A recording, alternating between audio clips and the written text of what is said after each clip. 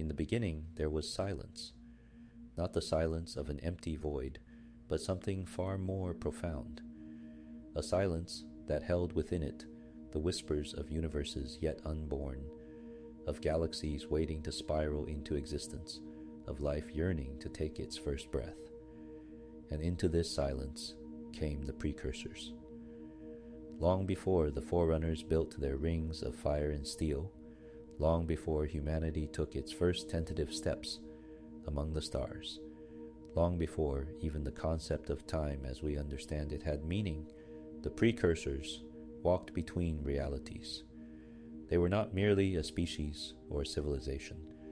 They were something that defies our simple categories, something that transcends the boundaries we place on existence itself.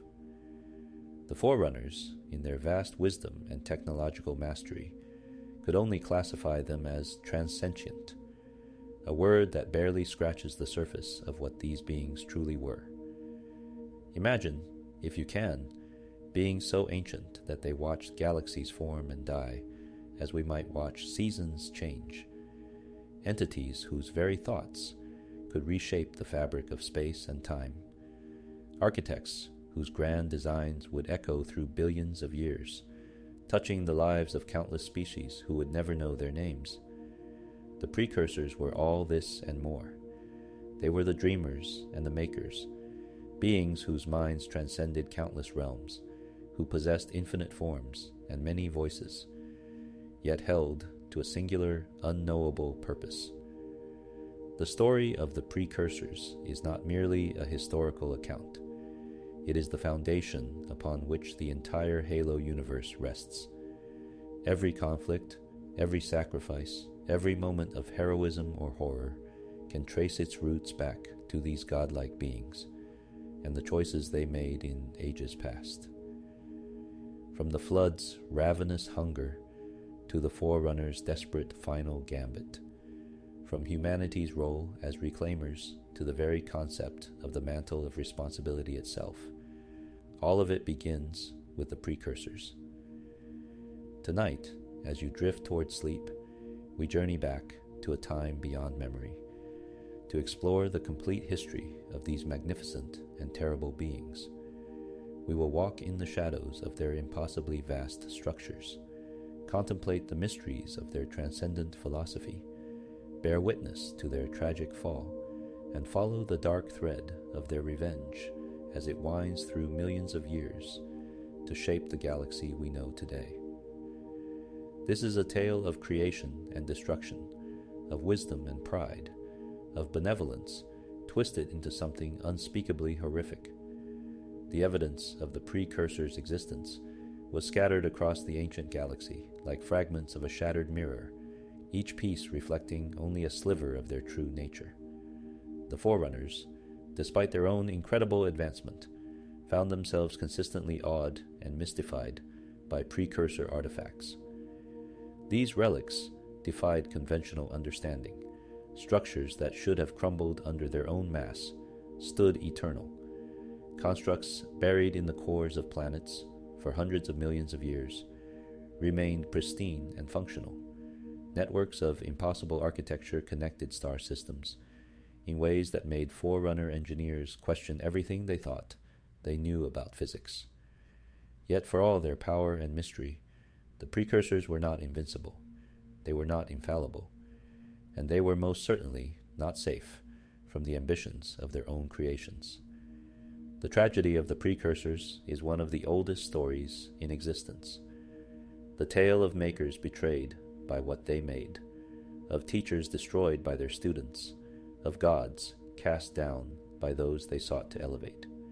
But unlike simpler myths, this story does not end with the victors writing history and moving forward.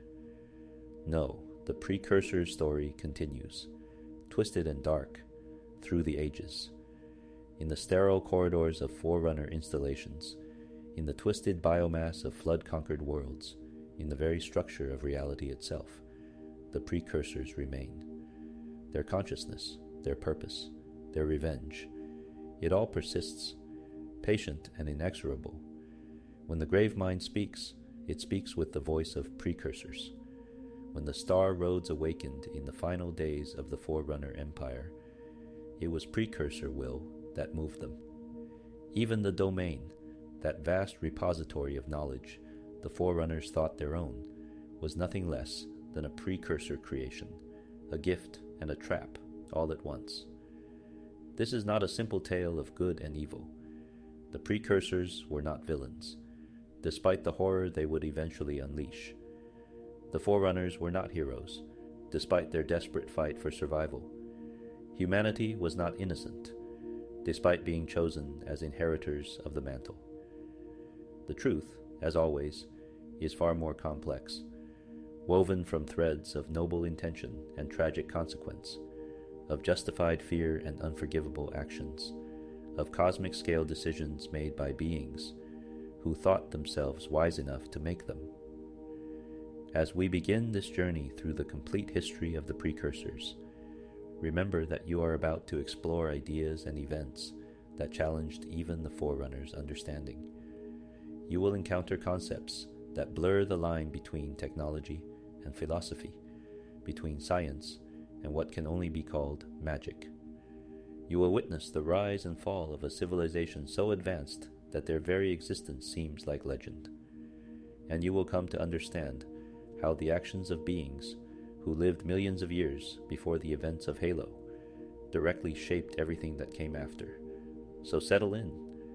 Let the weight of your day fall away. Allow yourself to drift on currents of story and history, carried by the flow of words into a past so distant it feels like myth.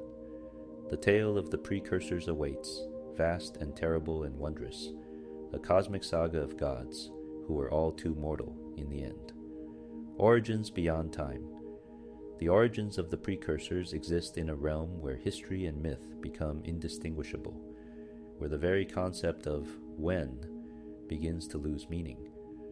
According to what little the Forerunners could piece together from ancient records and whispered legends, the Precursors may have existed before the current universe took its present form. They may have witnessed the cosmos emerge from chaos, or perhaps they themselves shaped that emergence. The truth remains shrouded in mystery so deep that even beings as advanced as the Forerunners could only speculate. What we do know, gleaned from fragments of testimony and archaeological evidence scattered across eons, is that the Precursors originated somewhere beyond the Milky Way galaxy. They came to this spiral of stars from elsewhere, perhaps from other galaxies entirely, perhaps from other dimensions of existence, perhaps from places for which we have no words or concepts. They were travelers in the truest sense, journeying not just through space, but through the very architecture of reality itself. Over billions of years, they visited countless galaxies, each one a new canvas for their grand experiment in life. The Precursors arrived in the Milky Way billions of years ago, though the exact time frame defies precise measurement. Some precursor structures and artifacts have been dated to hundreds of millions of years old. Others, particularly those found buried deep within planets or floating in the darkest reaches of space, appear to be far older, perhaps billions of years old, perhaps older still. The dating methods available even to the Forerunners at their height struggled with these relics, as precursor technology operated on principles that made conventional temporal measurement nearly meaningless. What set the Precursors apart from every other form of sentient life, what made them truly transcendent, was their fundamental nature. They were not bound to a single form or shape. They were not limited to one mode of existence. Over the countless ages of their existence, the Precursors had lived through every stage of development imaginable, sometimes primitive and planetary, sometimes hyper-advanced and starfaring, sometimes physical, sometimes not. They would allow themselves to die and be reborn, evolving into new forms, taking on fresh incarnations, both material and immaterial, experiencing existence from every possible angle. Think on that for a moment. Imagine a species that could be anything. experience everything, exist in any state they chose. They might spend an eon as crystalline beings of pure energy, dancing through the corona of a star. Then they might choose to become simple biological organisms, crawling through the soil of a quiet world, experiencing life at its most basic and profound level. They were not constant, they were not fixed. They were endlessly changing, endlessly exploring, endlessly becoming something new. As one ancient description put it, they were dreamers and makers whose minds transcended many realms, having infinite forms, many voices, and singular purpose. This capacity for transformation, this freedom from the constraints that bound other life, was not mere shape-shifting or biological flexibility. It was something far more fundamental. The precursors existed on multiple levels of reality simultaneously. They could interact with the physical universe, yes, but they also moved through higher dimensions, through spaces and times that other beings couldn't even perceive. When Forerunner scientists examined what little precursor biology they could recover, they found structures that seemed to exist partially in normal space and partially in other realms entirely. The cells, if they could even be called cells, phased in and out of perceivable reality. The very matter they were composed of defied categorization. One known form of precursor life, possibly an infantile or seed stage, took the shape of teardrop-like plants. These grew as large as melons, green and heavy with potential. When exposed to light, they would unfurl wide leathery leaves that fanned gently with the grace of a bowing dancer. At their center, they exposed glowing starbursts of delicate white blooms that hung from groups of lantern-like stems. Even in this simple, beautiful form, they possessed qualities that marked them as something beyond ordinary life. A certain luminescence, a way of swaying that had nothing to do with wind or gravity, a sense of presence that observers found both calming and deeply unsettling. But the precursors could also take forms that were far less gentle. One of the few precursors whose physical appearance was extensively documented was the being that would become known as the primordial. When encased in its stasis chamber on Charum Hakor, the mold surrounding it outlined a massive form, approximately 15 meters tall and 11 meters wide. It possessed a vaguely humanoid shape, with 4 powerful arms, 2 degenerate legs, and an insectoid head that seemed to watch the world through complex compound eyes. From the base of its skull extended a long, segmented tail tipped with a barb 2 meters in length. This form was intimidating, alien, powerful, yet it was only one shape the precursors could take, and likely a form born of necessity and survival rather than choice. The key to understanding the precursors' nature lies in recognizing that form was meaningless to them. They could be anything. They could be everything. They could be nothing at all. They existed as a species, if such a limited term can even apply, on a level so far above normal sentient life that comparison becomes almost impossible.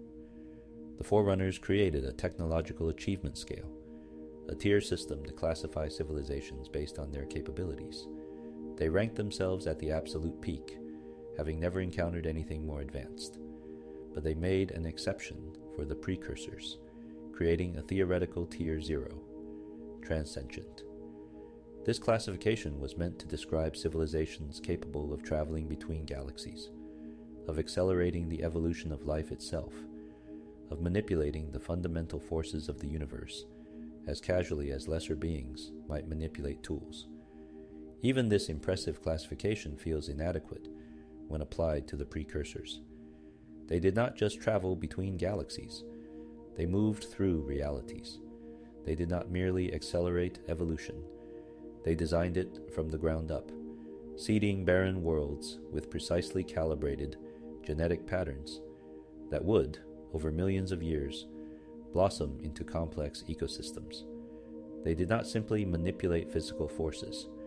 They accessed what they called neural physics, a science-philosophy hybrid that treated the universe itself as a living, conscious entity, with which they could interact.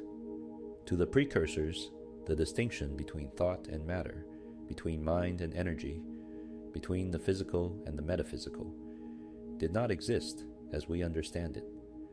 They saw, they knew, that all of it was one thing, one vast living system in which consciousness and cosmos were inextricably intertwined. This understanding gave them capabilities that seemed like magic to lesser beings. They could create structures that were effectively alive, constructs that adapted and responded and persisted for billions of years without maintenance. They could travel faster than light in ways that made Forerunner slipspace travel look primitive. They could store and access information in ways that transcended data storage as we conceive it. Yet despite their godlike power, despite their transcendent nature, the precursors were not aloof or distant. They were vitally, intimately engaged with the process of life in the universe. They cherished existence in all its forms. They valued every experience, every sensation, every moment of consciousness, whether it belonged to the mightiest civilization or the simplest single-celled organism.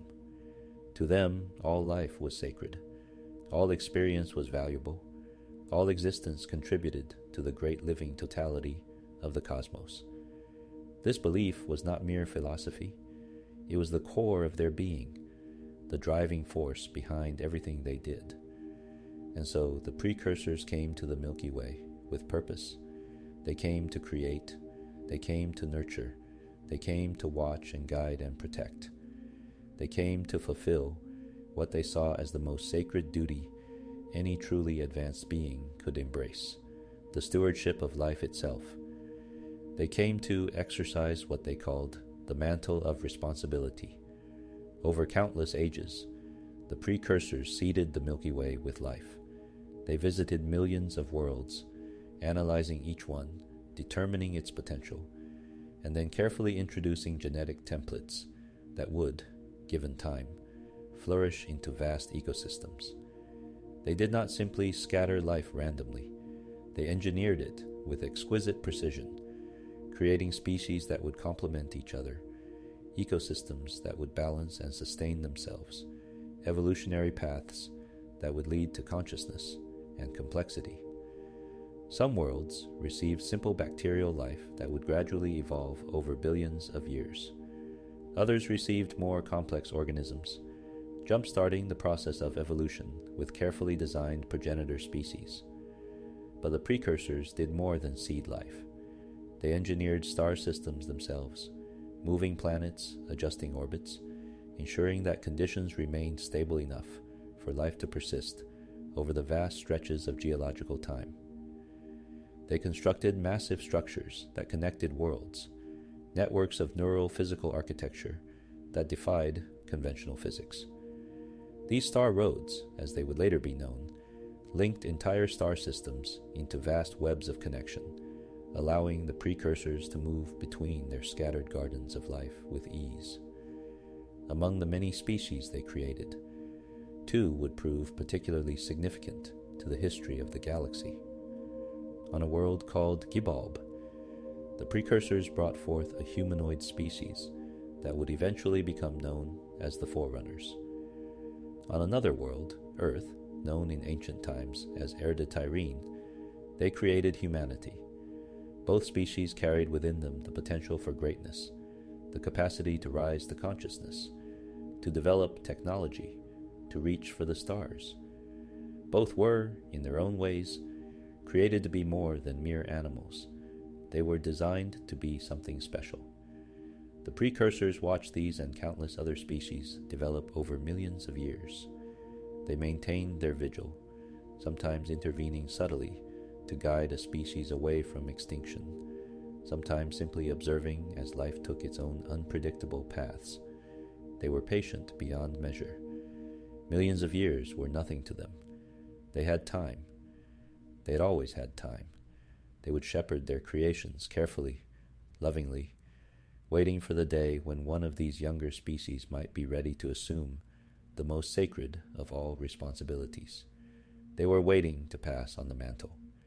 The philosophy of neurophysics. To understand the precursors, one must first grasp the central pillar of their worldview, a concept they called neurophysics. This was not merely a scientific discipline or a philosophical belief. It was both and neither, a unified understanding of reality that transcended the boundaries between thought and matter, between consciousness and cosmos. Neurophysics was, in essence, the precursors' answer to the fundamental question, what is the universe? According to the principles of neurophysics, the universe itself is alive. Not alive in the way we typically understand life, not biological, not conscious in the sense of having thoughts or desires, but alive nonetheless. The precursors perceived the cosmos as one vast living entity, a being of unimaginable scale and complexity, existing in a way that was utterly beyond the comprehension of biological organisms. Every particle of matter, every quantum of energy, every dimension of space and time, all of it was part of this living universal whole, and crucially, all of it was connected. In the neurophysics worldview, the distinction between inanimate matter and conscious thought was an illusion, a limitation of perception that prevented lesser beings from seeing the true nature of existence. The precursors understood that everything, from the smallest subatomic particle to the largest galactic supercluster, from the simplest chemical reaction to the most complex thought, was inextricably linked within the living architecture of reality. When a single cell divided, the universe felt it. When a star died, the universe experienced that ending. When a conscious being had a thought, that thought became part of the universal consciousness, adding to the totality of cosmic experience. This might sound like mysticism, like spiritual belief rather than science. But for the precursors, it was objective reality. They could perceive these connections directly. They could interact with the neurophysical substrate of the universe itself. They drew from what they called exotic neurophysical energy, a fundamental force that permeated the cosmos, existing beneath and beyond the four forces recognized by conventional physics. This energy was, in a sense, the living essence of the universe, the substrate upon which reality itself was written. Using neurophysics, the precursors achieved what would seem impossible to any species limited to conventional technology.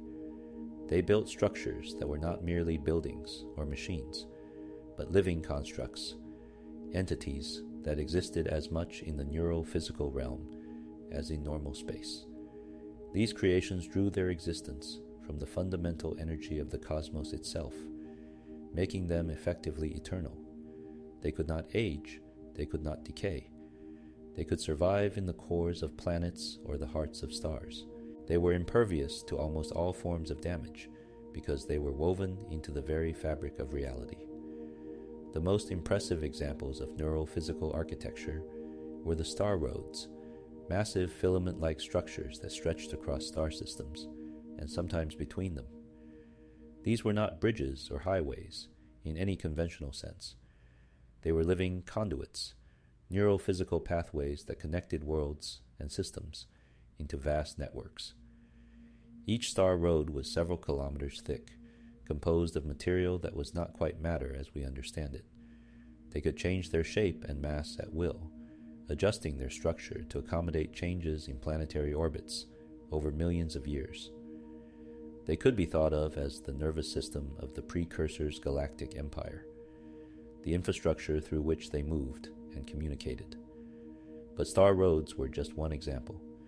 The precursors created artificial planets like Charum Hakor, entire worlds constructed using neurophysical techniques. They built orbital arches that defied gravity and conventional engineering. They constructed citadels and fortresses that persisted for hundreds of millions of years without any sign of wear. They created stasis chambers that could preserve a being indefinitely, suspending them in time through manipulation of neurophysical forces. Every one of these creations was, in a sense, alive, responsive, adaptive, connected to the living universe. The Forerunners, encountering these structures millions of years after they were built, found them deeply unsettling. Builder-rate scientists insisted the artifacts were completely inert, lacking any form of internal process or activity. But the life workers, those Forerunners dedicated to studying biology, were not convinced. They sensed something in these constructs, a quality that suggested awareness, purpose, even a kind of consciousness. They were correct. Precursor creations were never truly inactive. They simply rested, waiting, existing in a state of minimal activity that could be maintained for eons. This neurophysical technology was complemented by another concept, central to precursor philosophy: living time. This was the precursors' understanding of temporality, the flow of time through the universe. To them, time was not a simple linear progression from past to future. Instead, it was a vast network of interconnected streams, world lines that twisted and intertwined, connecting individuals and events across vast spans of space and temporal distance. These world lines represented fate in its truest sense, not predetermined destiny, but the natural consequence of choices and actions rippling through the living cosmos. Living time was fundamentally tied to consciousness and experience. The precursors believed that the purpose of existence, the meaning behind the vast experiment of life in the universe, was the joy of interaction between conscious beings and the cosmos itself. Every experience, every thought, every sensation, every moment of awareness enriched the universal whole. When a being experienced joy, the universe was made richer by that joy. When a being experienced suffering, that too added to the totality of cosmic experience. Nothing was wasted. Nothing was meaningless. All consciousness contributed to living time, to the great flowing tapestry of existence. This belief had profound implications for how the precursors viewed their role in the universe. They were not conquerors or rulers. They were not even teachers in the traditional sense. They were gardeners, shepherds, caretakers of the grand experiment of life. Their purpose was to nurture consciousness wherever it arose, to protect and guide developing species, to ensure that the streams of living time flowed freely and vibrantly. They sought to maximize the richness of existence, to create conditions under which life could flourish in all its infinite variety and complexity. This is where the mantle of responsibility entered the picture. The mantle was not merely a philosophy of governance. It was a sacred trust, a duty that arose naturally from the precursors' understanding of neural physics and living time. If the universe was alive, and if consciousness was the mechanism through which the universe experienced itself, then those beings with the greatest power had the greatest responsibility, the obligation to protect and nurture all life, to act as stewards of existence itself. The mantle encompassed everything. It included the physical protection of species from extinction, but also much more. It meant guiding the development of civilizations, helping them avoid the pitfalls of technological advancement without consciousness. It meant preserving the diversity of life, ensuring that the incredible variety of forms and experiences continued to enrich the cosmos. It meant making difficult decisions about intervention and non-intervention, about when to help and when to allow natural processes to unfold. Most fundamentally, it meant recognizing that power came with obligation, that advancement without ethics was ultimately meaningless. For the precursors, holding the mantle was not about dominion. It was about service. They did not see themselves as above other life forms. They saw themselves as part of the great living whole, bound by responsibility to care for those portions of existence that could not yet care for themselves. This was why they seeded galaxies with life, why they nurtured developing species, why they built vast infrastructures to support the flourishing of consciousness across the stars. To contain and preserve the vast accumulation of experience generated by living time, the Precursors created their greatest work, the domain. This was far more than a database or library. The domain was a transcendent quantum reservoir of information, a neurophysical construct that existed both within the physical universe and beyond it. Into the domain flowed every experience, every thought, every moment of consciousness that had ever occurred within its reach. It was a living record of existence itself, constantly growing, constantly accumulating the rich data of lived experience. The domain was not passive storage. It was an active, responsive system, perhaps even conscious in its own right. It could be accessed by those who knew how, allowing them to draw upon the accumulated wisdom and experience of billions of years. Through the domain, the Precursors maintained continuity across their many incarnations and transformations. When they died and were reborn into new forms, their memories and experiences persisted within the domain, ready to be accessed again.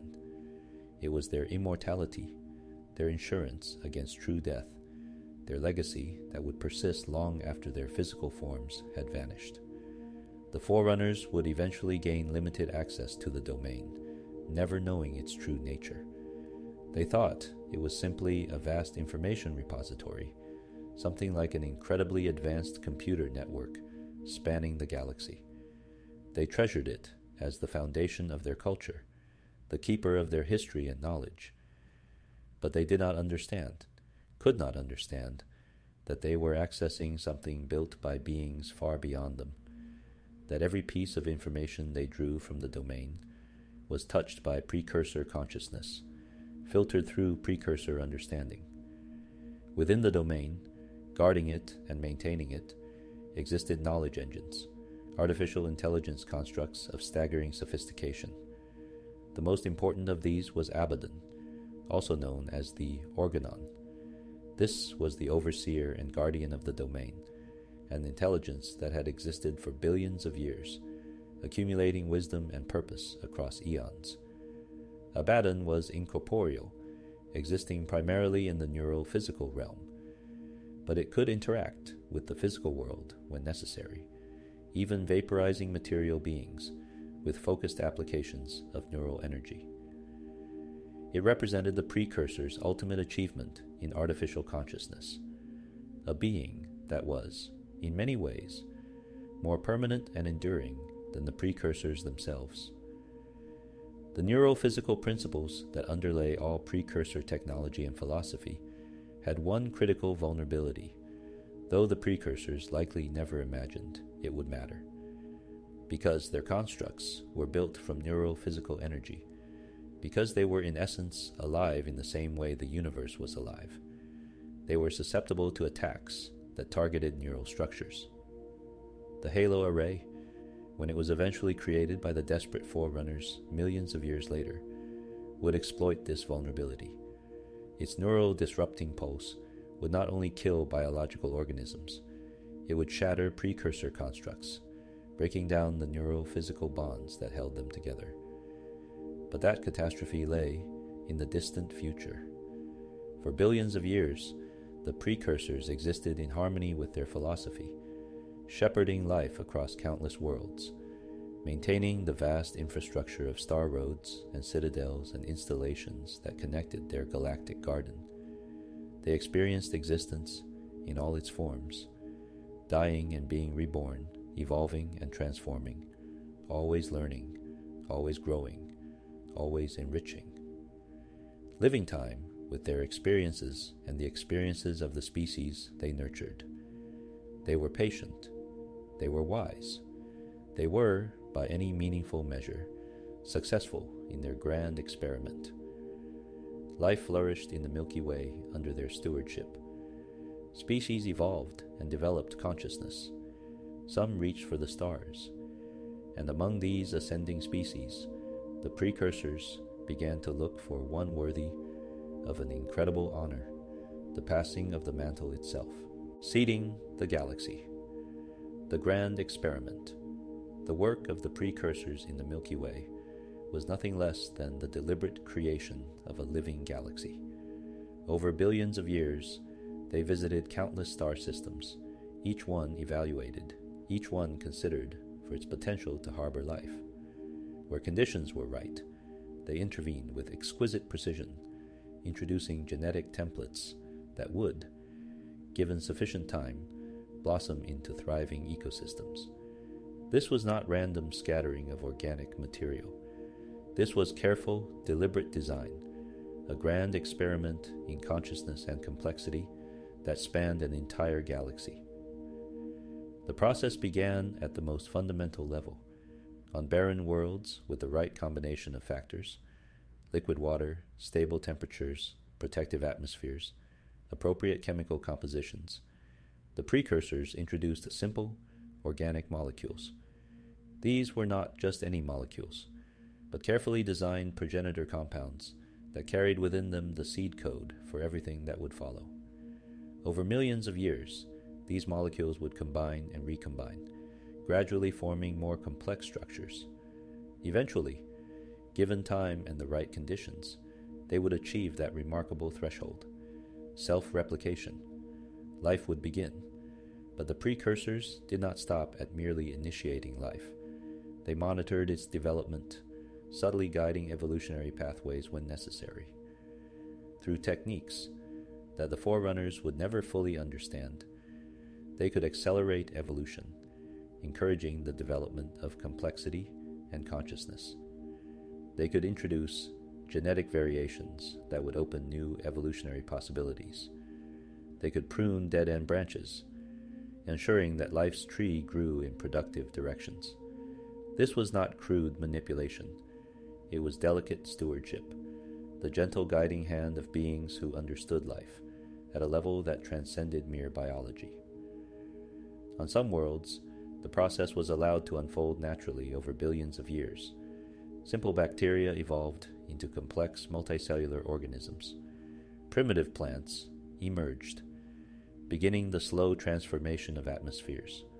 Animals developed, each iteration adding new complexity, new capabilities, new ways of existing. Eventually, on a handful of worlds, consciousness emerged, that mysterious spark of self-awareness that sets certain species apart. And on even fewer worlds, that consciousness reached for technology, for understanding, for the stars themselves.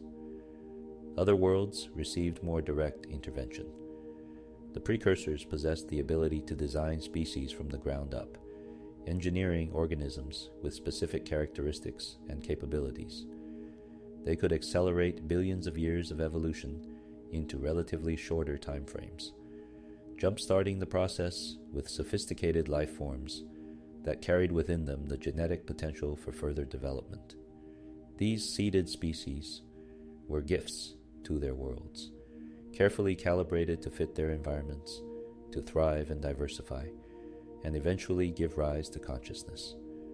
Among the millions of engineered star systems and seeded worlds, the precursors created what would become hubs, focal points of their attention and effort.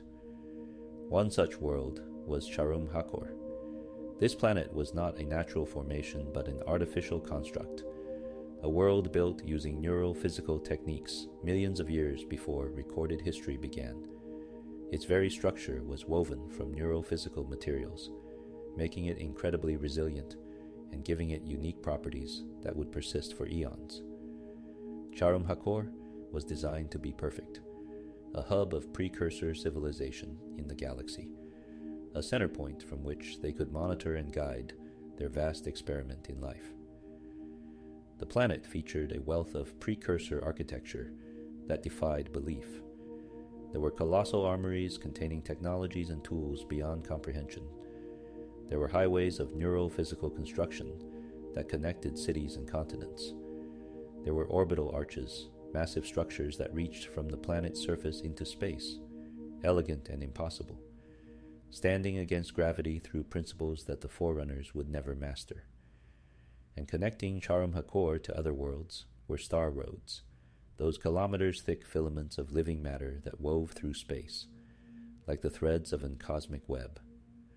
Around Charum Hakor, the Precursors built other installations, planetary fortresses and citadels, each one a marvel of neural physical engineering. These structures were not merely buildings. They were living systems in their own right, capable of adapting and responding to their environment. They could repair themselves when damaged. They could adjust their configuration as needed. They would persist, unchanging yet alive, for hundreds of millions of years, waiting for purpose. But the Precursors' greatest achievements were not structures of metal and energy. They were biological. The species they engineered to be more than mere animals, the conscious beings they shaped to one day carry on the work of the Mantle. Among these creations, 2 species would prove central to everything that followed. On the world of Gibalb, the Precursors brought forth a humanoid species approximately 15 million years ago. These beings were tall, with distinctive features that set them apart from other primates in the galaxy. They possessed remarkable intelligence and curiosity. They were given the capacity for tool use, for language, for abstract thought. The Precursors watched as these beings developed, growing from primitive tool users into a species capable of understanding their world in increasingly sophisticated ways. These beings would eventually come to call themselves Forerunners, a name that reflected their understanding of their place in the universe. They believed they held only an impermanent position in the cosmos's living time, that they too would eventually be succeeded by other, superior races. It was a humble name for a species that would, in time, become the most powerful civilization the galaxy had ever known, save for their creators. The Forerunners were designed to be the Precursors' assistants and adjutants. They were meant to help maintain the vast network of installations and systems that the Precursors had built across the galaxy. They were given intelligence and capability, specifically so they could aid in the great work of shepherding life. The Precursors saw in them the potential for something remarkable, beings who might one day be worthy of holding the mantle themselves. On another world across the galaxy, the Precursors created humanity. On the planet Erda Tyrene, a lush, fertile world with vast oceans and diverse ecosystems, they introduced the genetic templates that would eventually become Homo sapiens. Like the Forerunners, humans were given remarkable cognitive abilities. They were social creatures, capable of complex communication and cooperation. They were creative, able to imagine possibilities and work to make them real. They carried within their genetic code the potential for greatness. The creation of humanity may have been separate from the creation of the Forerunners, or it may have been part of the same evolutionary branch. The records are unclear, and the Precursors' methods of genetic engineering transcended the simple biological relationships that modern science recognizes. What matters is that both species emerged from Precursor design, both carried Precursor intent within them, and both were watched and evaluated over millions of years as potential inheritors of the mantle. But the Precursors seeded the galaxy with far more than just these 2 species. The Sanshum emerged on the world of Janjur-Quam, another species touched by Precursor design. Countless other intelligent species appeared across the galaxy, each one representing a different experiment, a different pathway to consciousness. Some developed quickly, reaching technological sophistication in mere millions of years. Others evolved more slowly, taking different routes to awareness and civilization. Together, they created a galaxy rich with diversity, a cosmic garden blooming with consciousness in all its infinite varieties. To maintain and nourish this garden, the Precursors established systems for monitoring and recording the development of life. The domain served as the repository for all this information, constantly accumulating data about the evolutionary progress of countless species. But there were also more localized systems, biological domains, organic information repositories that grew like moss or fungus on certain worlds, accumulating generational knowledge and making it available to those who knew how to access it. The Precursors themselves remained active presences in the galaxy for millions of years. They traveled their star roads between worlds, checking on their various experiments. They experienced life in countless forms, sometimes becoming biological organisms themselves, living among the species they had created to better understand their development. They intervened when necessary, preventing extinctions, guiding evolutionary paths, ensuring that the streams of living time continued to flow richly and vibrantly. Over time, some of the species they had created began to reach for the stars. The Forerunners developed space travel, mastering slipspace transitions that allowed them to move between star systems. They encountered other species, forming the beginnings of an interstellar civilization. Humans, too, spread beyond Erde-Tyrene, establishing colonies on worlds throughout their region of the galaxy. The Precursors watched with what might have been satisfaction as their creations fulfilled their potential, reaching outward, growing in capability and understanding. But the Precursors also saw flaws emerging. The Forerunners, in particular, began to develop a certain arrogance. As they grew in technological capability, as they encountered other species and found themselves superior, they began to believe that superiority made them special, that it gave them rights and privileges over lesser civilizations. They began to think of themselves not as one species among many, but as the rightful rulers of the galaxy. They looked at the mantle of responsibility not as a burden, but as their birthright, proof of their inherent worthiness. This troubled the Precursors. The mantle was meant to be about service and stewardship, not dominion and pride. A species that sought power for power's sake, that elevated themselves above other life, had fundamentally misunderstood the purpose of the mantle. Such a species could not be trusted with the sacred duty of shepherding all life. They would inevitably abuse that trust, twisting noble purpose into tyranny. And so, approximately 10 million years before the Forerunner Flood War that would eventually devastate the galaxy, the Precursors made a decision. They had watched the Forerunners for millions of years, had seen their potential and their flaws, and had judged them. The verdict was not what the Forerunners expected or desired. The Precursors decided that the Forerunners were unworthy of the mantle. They would not be granted the sacred trust. Instead, that honor would go to another of the Precursors' creations, humanity. The Mantle of Responsibility. To understand the catastrophe that was about to unfold, one must first understand what the Mantle of Responsibility truly meant to the Precursors.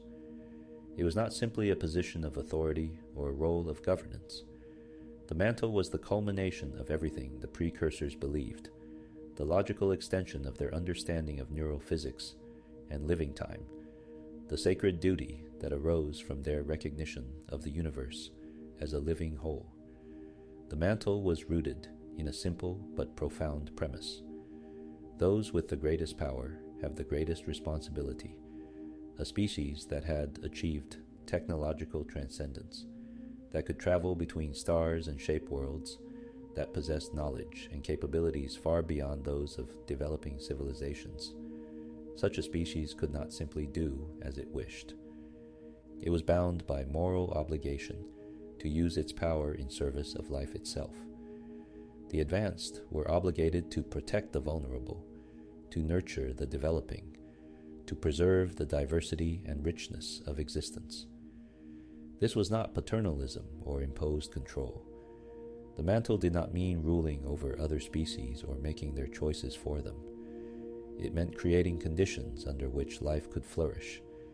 It meant preventing extinctions caused by cosmic accidents, asteroids diverted, stellar radiation shielded against, plague diseases contained before they could wipe out entire biospheres.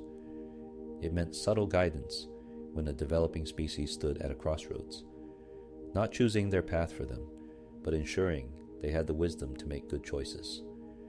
The mantle meant recognizing that diversity was precious, that every form of life, every way of experiencing existence, contributed to the richness of living time. It meant that no species, no matter how primitive, was expendable. It meant that the natural development of consciousness was sacred and should be protected. It meant that intervention should be minimal, careful, and always in service of life's own purposes, rather than the purposes of the intervening species.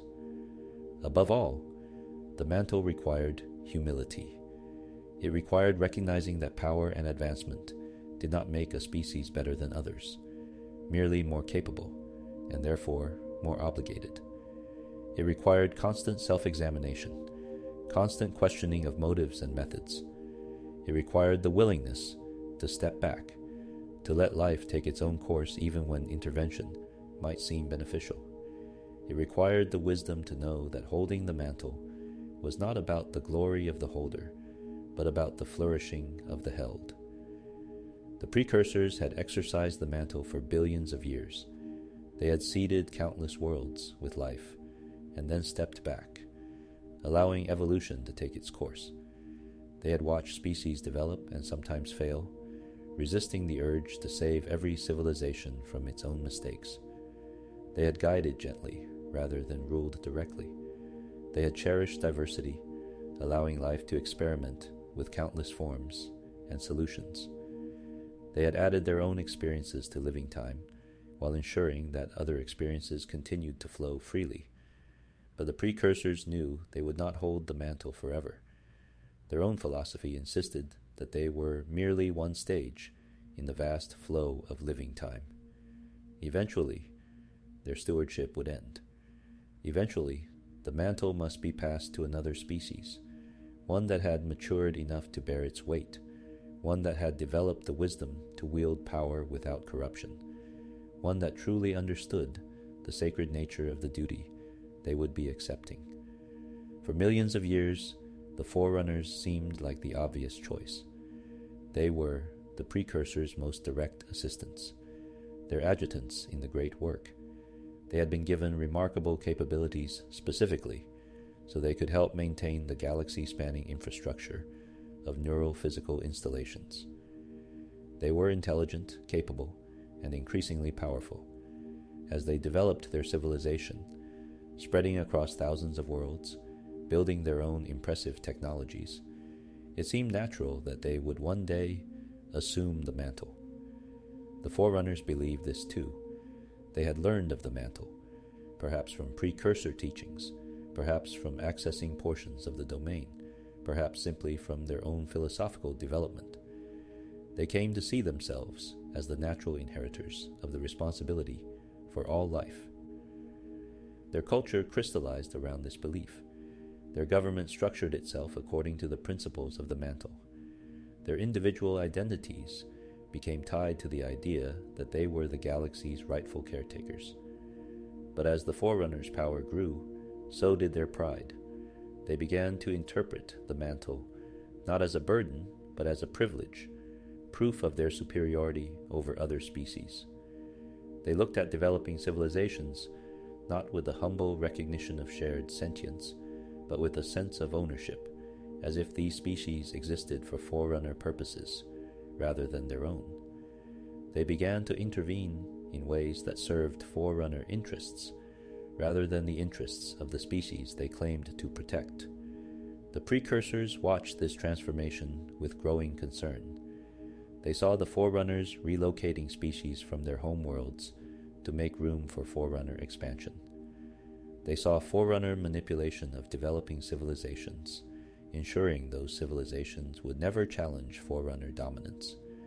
They saw the Forerunners beginning to treat the mantle as their birthright, rather than a sacred trust that must be earned again each day through worthy action.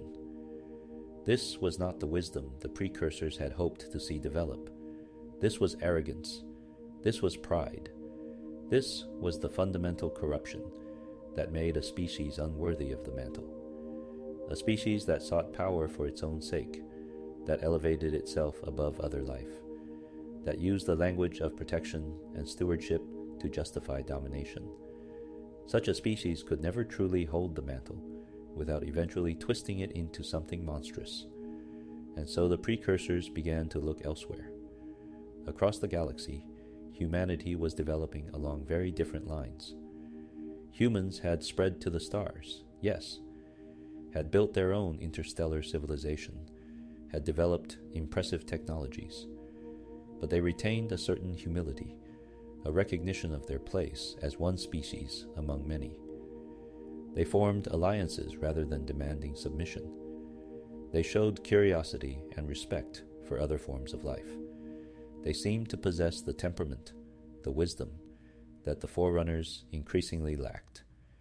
The decision was made in stages, over long periods of precursor deliberation. Various precursors examined the question from different angles, accessing the domain to review millions of years of accumulated data on both species. They considered every factor: genetic potential, cultural development, philosophical sophistication, capacity for growth. And gradually, the consensus emerged. Humanity would be given the mantle. The Forerunners would not. How exactly the Precursors planned to implement this transfer remains unclear. Different accounts from different sources provide conflicting details. One version suggests the Precursors intended to completely wipe out the Forerunner species, removing them from the galaxy entirely to make room for humanity's ascension. This seems harsh, even cruel, and may be a misunderstanding or misrepresentation of Precursor intentions. Another account suggests the Precursors simply planned to inform the Forerunners of their decision, to make clear that humanity had been chosen, and that the Forerunners should accept this judgment with grace. The Forerunners would be allowed to continue existing, to maintain their civilization, but they would not receive the responsibility and status that came with holding the mantle. They would be, in effect, passed over in favor of a species they had likely come to see as inferior. A third possibility, hinted at in some records, is that the Precursors intended a more nuanced approach. Perhaps they planned to test both species, to set challenges that would reveal their true natures and capacities. Perhaps the final decision had not yet been made, and the Forerunners still had opportunity to prove themselves worthy. Perhaps the Precursors were waiting for some sign, some development that would tip the scales one way or another. What is certain is that around 10 million years before the Forerunner Flood War, the Forerunners learned of the Precursors' decision, or at least they learned enough to understand that they were being judged and found wanting. An expedition of Forerunners traveled to Path Chthona, the satellite galaxy where many Precursors had gathered. There, they encountered their creators, and there, through methods we can only guess at, they discovered the truth. The mantle would not be theirs. The Forerunners' reaction to this news reveals everything about why the Precursors had judged them unworthy. A species truly ready for the mantle would have accepted the decision with humility, would have asked how they might improve, would have sought to understand their flaws and correct them. A worthy species would have celebrated humanity's selection, seeing it as good for the galaxy even if disappointing for themselves. The Forerunners did none of these things.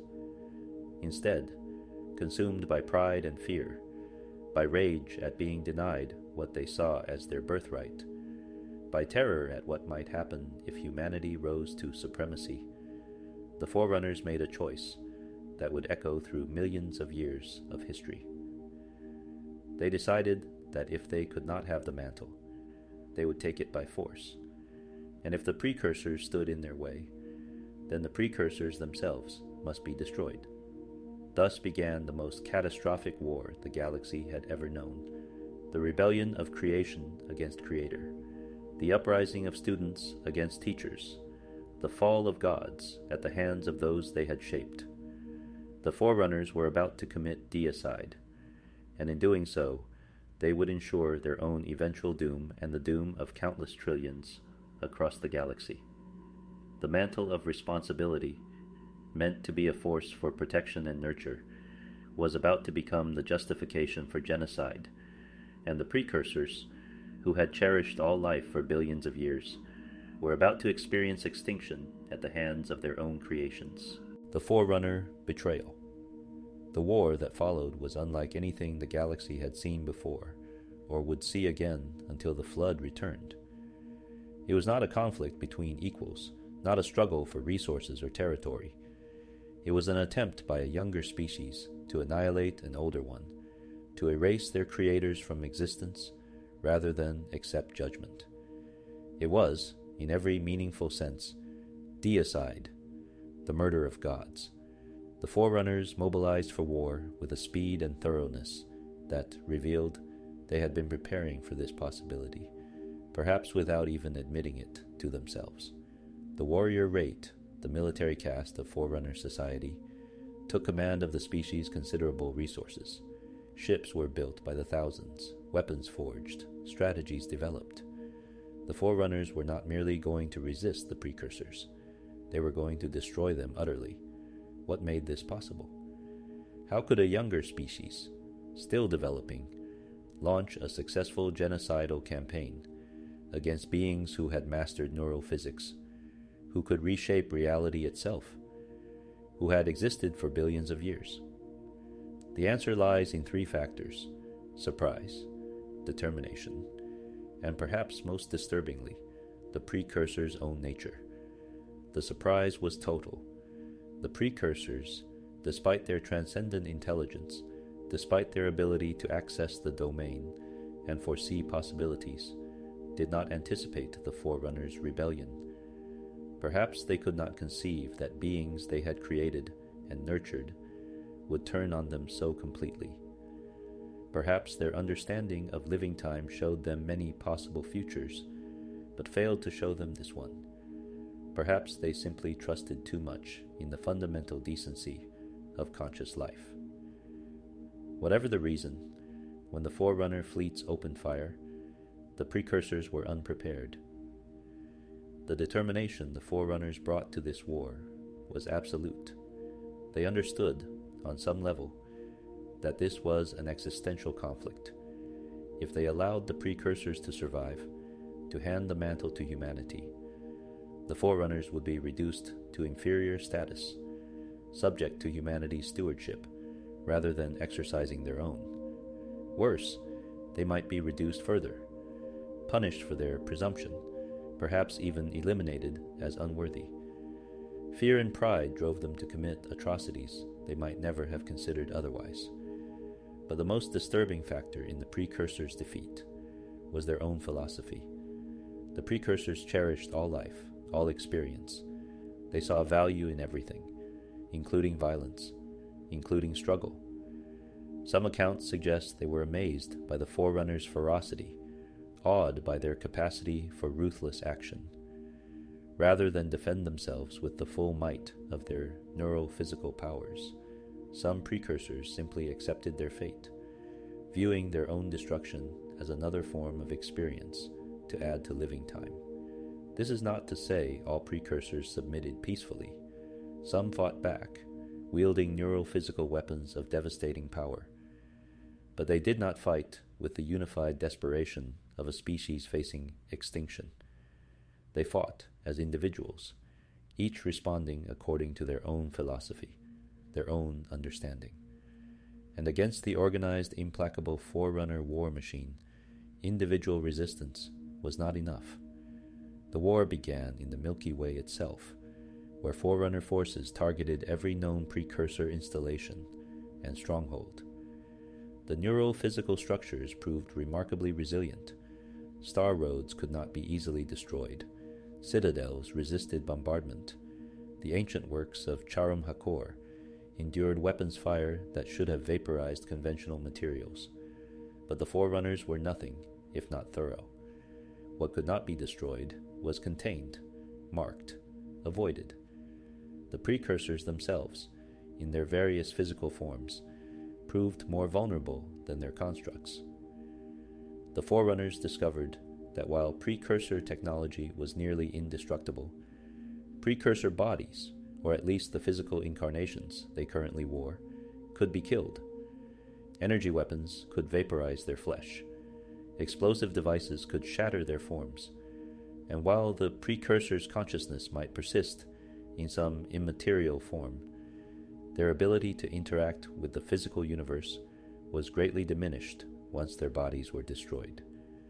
System by system, world by world, the Forerunners hunted down every precursor they could find.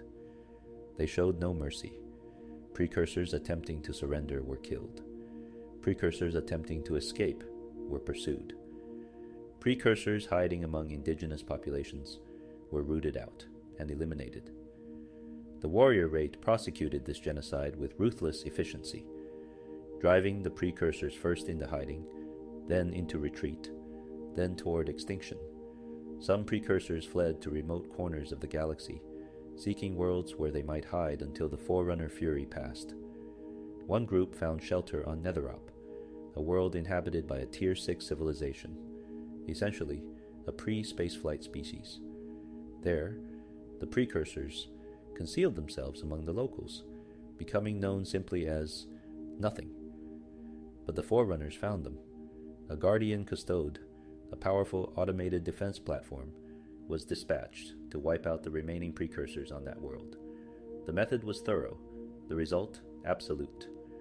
As the Forerunners scoured the Milky Way clean of precursor presence, survivors fled to the only refuge that might offer safety: Path Chthona, the large Magellanic Cloud. This satellite galaxy, 160,000 light-years from the Milky Way, had long served as a precursor stronghold. Many precursors had settled there, building vast networks of star roads and other neural-physical structures.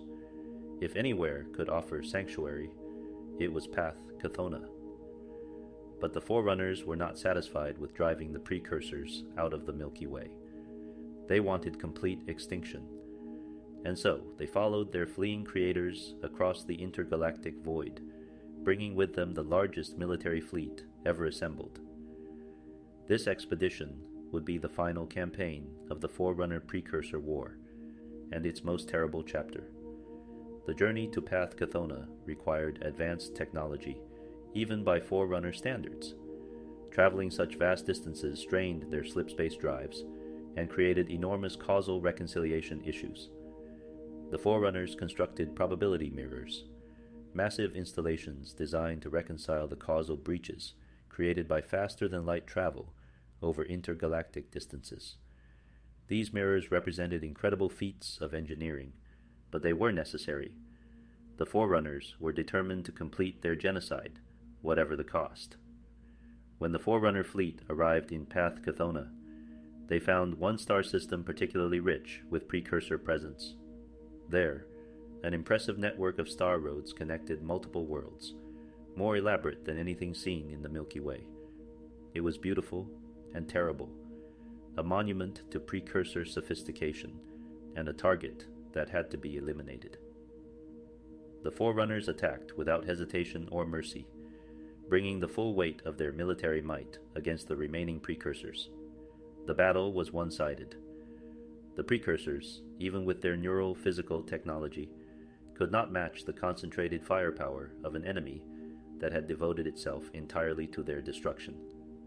One by one, the remaining precursors were hunted down and killed. Those who tried to fight were overwhelmed. Those who tried to hide were discovered. Those who tried to reason with their attackers were slaughtered anyway.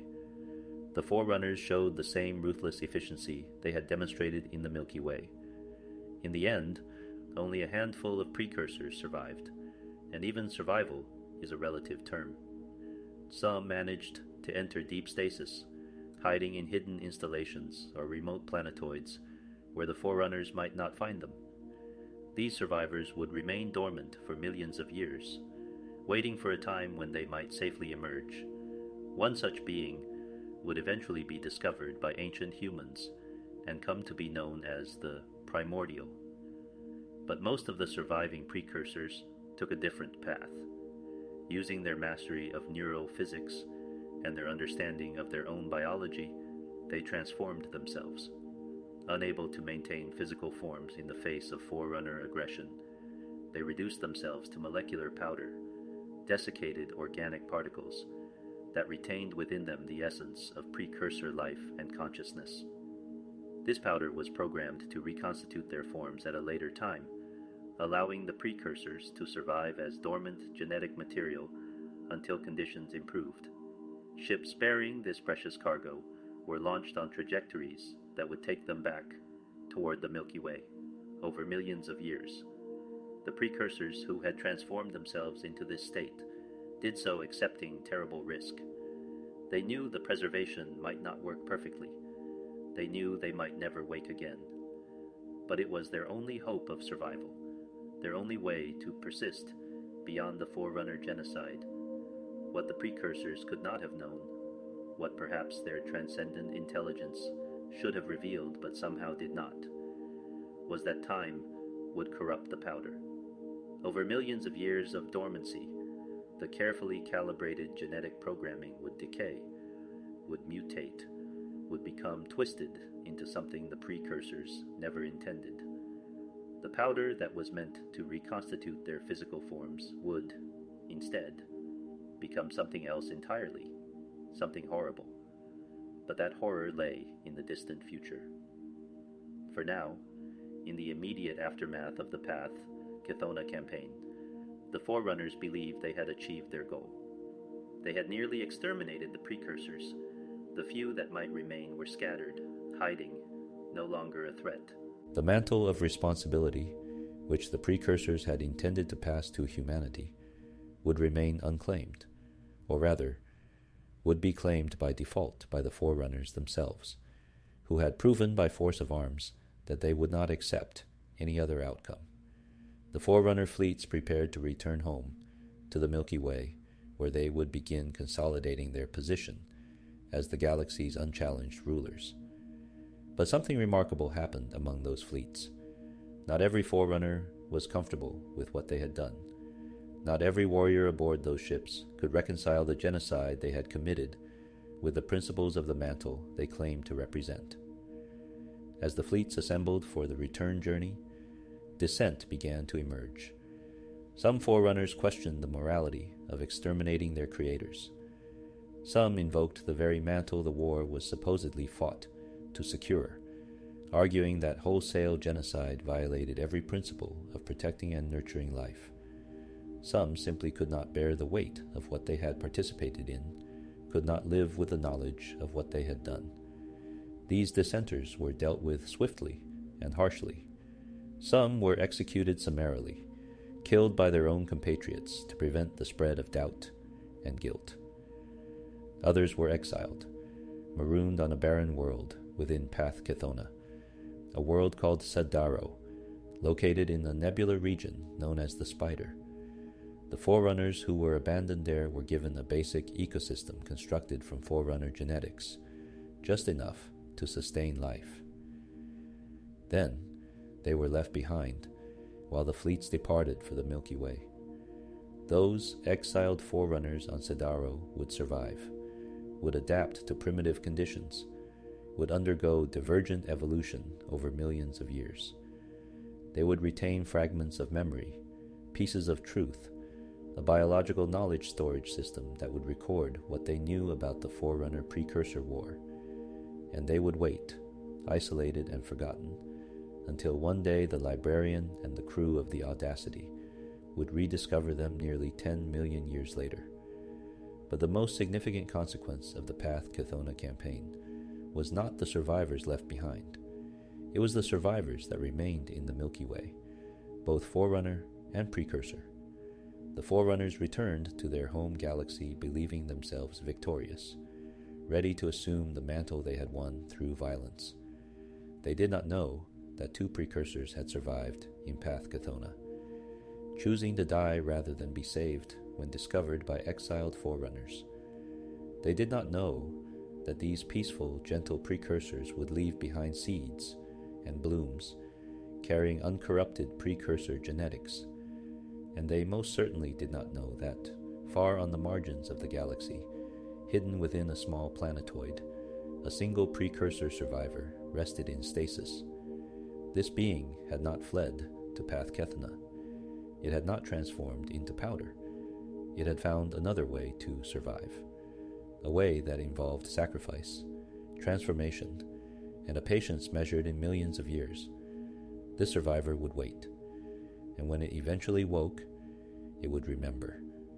It would remember everything, and it would plan the most terrible revenge imaginable, not just against the Forerunners, but against all life that might ever threaten the Precursors again. The Primordial was patient. It had time, and it had a plan that would, millions of years later, bring the Forerunner civilization to utter ruin. Transformation into dust. In the aftermath of the Forerunner betrayal, as the genocidal fleets departed Path Kethona and returned to their home galaxy, the surviving Precursors faced an impossible situation.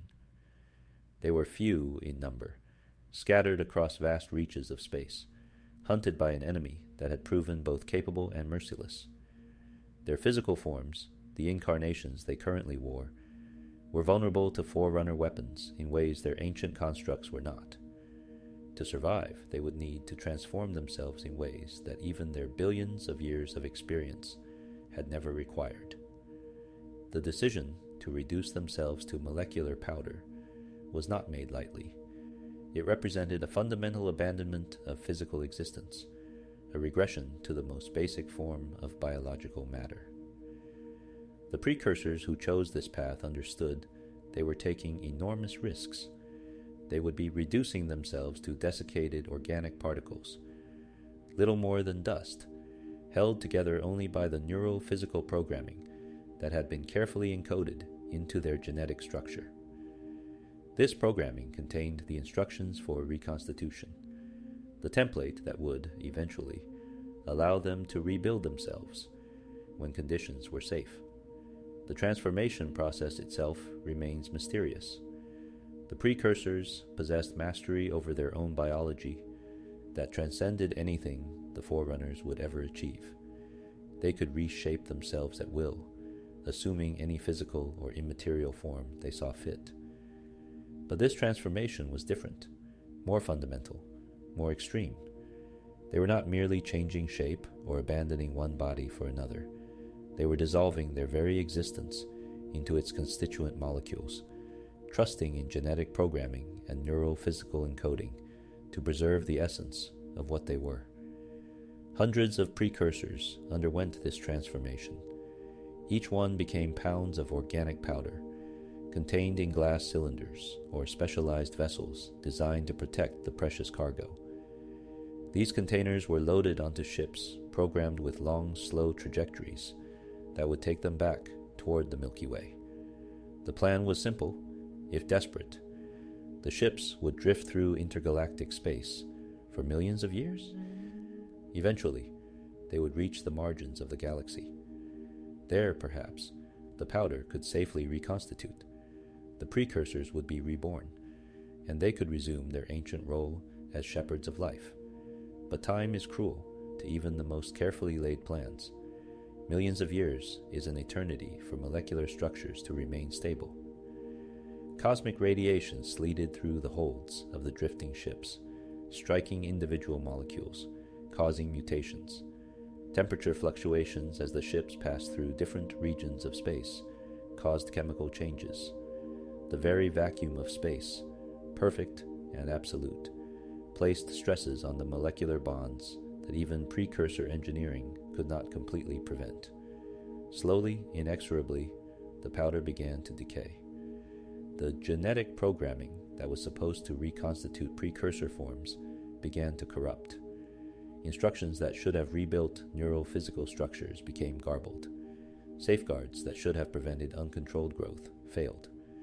The sophisticated biological design that represented billions of years of precursor evolution became twisted, mutated, transformed into something the precursors had never intended. The powder that was meant to bring forth new precursor life became instead a source of death. Rather than reconstituting their original forms, the corrupted powder would spawn something monstrous, a parasitic organism driven by the most basic imperative of all life: consume, replicate, spread. The careful balance of precursor consciousness that the powder was supposed to preserve became fractured, darkened, twisted into something that retained intelligence but had lost wisdom, that remembered purpose but had forgotten compassion. The ships carrying this corrupted cargo eventually reached the margins of the Milky Way. Some crashed on distant worlds at the galaxy's edge. Others drifted into asteroid fields, their precious and terrible cargo waiting in cold silence for discovery. The powder lay dormant, neither truly dead nor fully alive, suspended in a state between existence and oblivion. It could wait for millions of years if necessary, and when conditions were right, when it encountered organic life capable of hosting it, it would activate. Approximately 107 times, 45 BCE, 10 million years after the Forerunner genocide of the Precursors, ancient humanity's expanding interstellar empire reached worlds that contained the corrupted powder. The circumstances of the first contact remain unclear. Perhaps explorers investigating a crashed ship opened containers they should not have. Perhaps colonists found glass cylinders buried in soil and, curious, cracked them open. Perhaps the powder itself, responding in ways its corrupted programming dictated, found ways to disperse into the atmosphere when conditions were favorable. What is certain is that humans began encountering the powder, and what should have been a wonder, the reanimation of precursor genetic material, became instead a nightmare. When humans inhaled the spores of the corrupted powder, they did not die immediately. The transformation was gradual, insidious, spreading through their bodies over days or weeks. The powder would invade cells, rewriting genetic codes, transforming living tissue into something else, something that grew, something that hungered. The initial stages of infection were subtle enough that humans did not immediately recognize what was happening. Perhaps a person would develop strange growths, tumors that pulsed with alien life. Perhaps their behavior would change, subtle alterations in personality, increasing aggression or strange compulsions. But these changes accelerated. The infected would begin to mutate more overtly.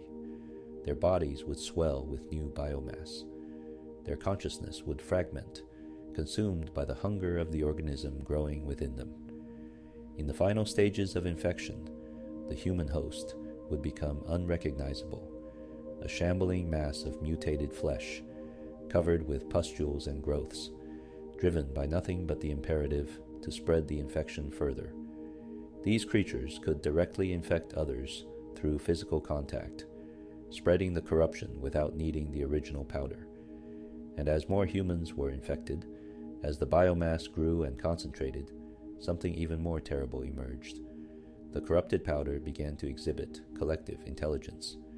Multiple infected hosts would coordinate their actions. They would begin problem solving, showing tactical awareness that individual infected could not manage. And as the infection spread across entire worlds, as millions of hosts were consumed and transformed, a compound consciousness began to emerge, something that remembered being precursor, that retained fragments of their ancient knowledge, but that had been twisted by millions of years of corruption into something monstrous. This was the birth of the flood. The flood was not what the precursors intended. It was their failure, their tragedy made manifest. The sophisticated beings who had cherished all life, who had devoted billions of years to nurturing consciousness across the galaxy, had become a plague that existed only to consume and assimilate. The powder that should have brought forth their rebirth had instead brought forth the greatest threat the galaxy would ever know, a parasitic organism that could not be reasoned with, could not be negotiated with, could not be stopped by conventional means. But even in this corrupted state, even twisted beyond recognition, the flood retained some connection to its precursor origins. It remembered, however dimly, the betrayal of the Forerunners. It remembered, in the fragmented consciousness that emerged from millions of infected hosts, the judgment that had been passed on the Forerunners, and the violence that had followed. And as the flood's compound intelligence grew more sophisticated, as it began to approach something like true consciousness again, it developed purpose beyond simple consumption. The flood would become an instrument of revenge. Some surviving precursors, seeing what the corrupted powder had become, made a terrible choice, driven to madness by the betrayal of their creations, unable to accept that their careful designs had been reduced to genocidal violence, certain that life must be punished for its capacity to destroy its makers. These precursors embraced the flood. They guided it, shaped it, gave it purpose beyond mindless hunger. They turned their monstrous offspring into a weapon, a scourge that would ensure no species would ever again rise up against its creators. The logic was twisted, but from the precursor's damaged perspective, sound. If consciousness could betray its makers, then consciousness must be consumed. If life could turn against those who nurtured it, then life must be brought into unity under flood control.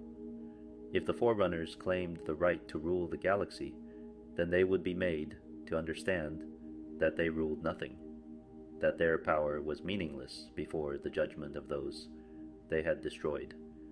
The flood that emerged from the corrupted precursor powder was thus both accident and intention, both failure and weapon.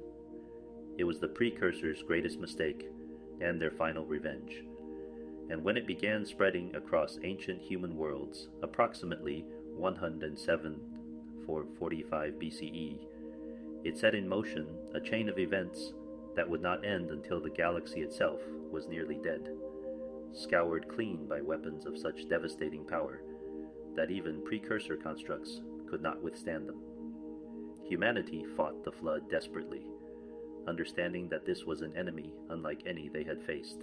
The parasite spread with terrifying speed, consuming world after world, assimilating the populations of entire colonies within days. Human scientists tried to find a cure, a weapon, some way to stop the infection. They discovered that the flood could be damaged by certain types of energy weapons.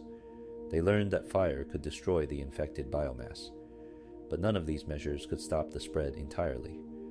As humanity's war against the flood intensified, they made a crucial discovery. The parasite seemed connected to ancient structures and installations scattered across the galaxy. These precursor artifacts, dormant for millions of years, appeared to respond to the flood's presence. The humans did not yet understand what this meant, did not grasp the full implications of the flood's origins. They only knew that destroying these ancient structures sometimes helped contain the infection. In their desperation to create a firebreak, to stop the flood's advance before it consumed all human worlds, humanity made a terrible decision. They began destroying any world in the parasite's path, including worlds occupied by the Forerunners. This was not cruelty or conquest. It was desperate survival, the horrific calculus of triage that sacrifices some to save others. But the Forerunners, unaware of humanity's war against the flood, saw only unprovoked aggression against their worlds.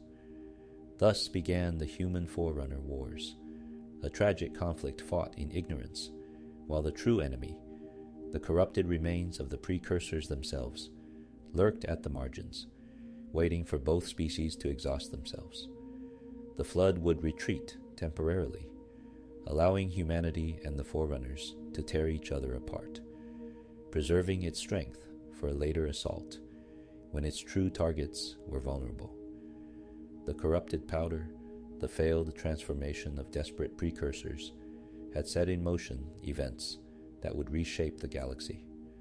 The revenge of the precursors, whether by design or by accident, was beginning, and it would not end until the Forerunners themselves faced the same extinction they had once inflicted on their creators. The primordial, last of a kind. While most surviving precursors had either been killed in the war or transformed into the powder that would become the flood. One being took a different path to survival. This entity would come to be known by many names: the primordial, the captive, the timeless one, the beast. But in truth, it was simply the last intact precursor, the final representative of the species as they had been before betrayal and corruption. The origins of the primordial remain mysterious even in the extensive records left behind by both ancient humans and Forerunners. What is known is that approximately 9 million years BCE, roughly 1 million years after the Forerunner genocide, this being was placed in a precursor stasis capsule and concealed within a small planetoid at the extreme margins of the Milky Way. Who placed it there remains unclear, though the most likely candidates were the ancient Forerunners themselves, perhaps warriors who could not bring themselves to kill this last survivor, or perhaps scientists who recognized the value of preserving at least one specimen of the species they had nearly exterminated.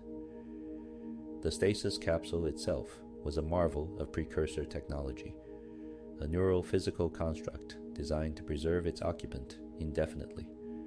But unlike the stasis fields the Forerunners would later develop, which simply froze time for their occupants, the precursor stasis technology was more sophisticated. It maintained the primordial in a state of minimal consciousness, not fully awake, but not completely dormant either. The being within could think, could observe in limited ways, could plan and remember. It simply could not act, could not move, could not interact with the physical universe beyond its prison. Inside that stasis capsule, the primordial had time to think. 9 million years is an incomprehensible span, even for a being that had already lived for billions of years. Alone with its thoughts, unable to escape, aware of what had been done to its species, the primordial had ample opportunity to contemplate revenge. The being that entered that stasis field might have been like other precursors, devoted to life, committed to the mantle, cherishing all existence. But the being that emerged millions of years later had been transformed by isolation and rage. The primordial's form reflected its ordeal. The physical body visible within the stasis capsule was massive, 15 meters tall and 11 meters wide, far larger than any of the species the precursors had created. It possessed a vaguely humanoid shape, but with distinctly alien features: 4 powerful arms rather than 2, degenerate legs that suggested this form was adapted for purposes other than walking, an insectoid head with compound eyes that seemed to see beyond normal vision. From the base of its skull extended a long, segmented tail, tipped with a 2-meter barb. This was not the gentle form of a gardener god.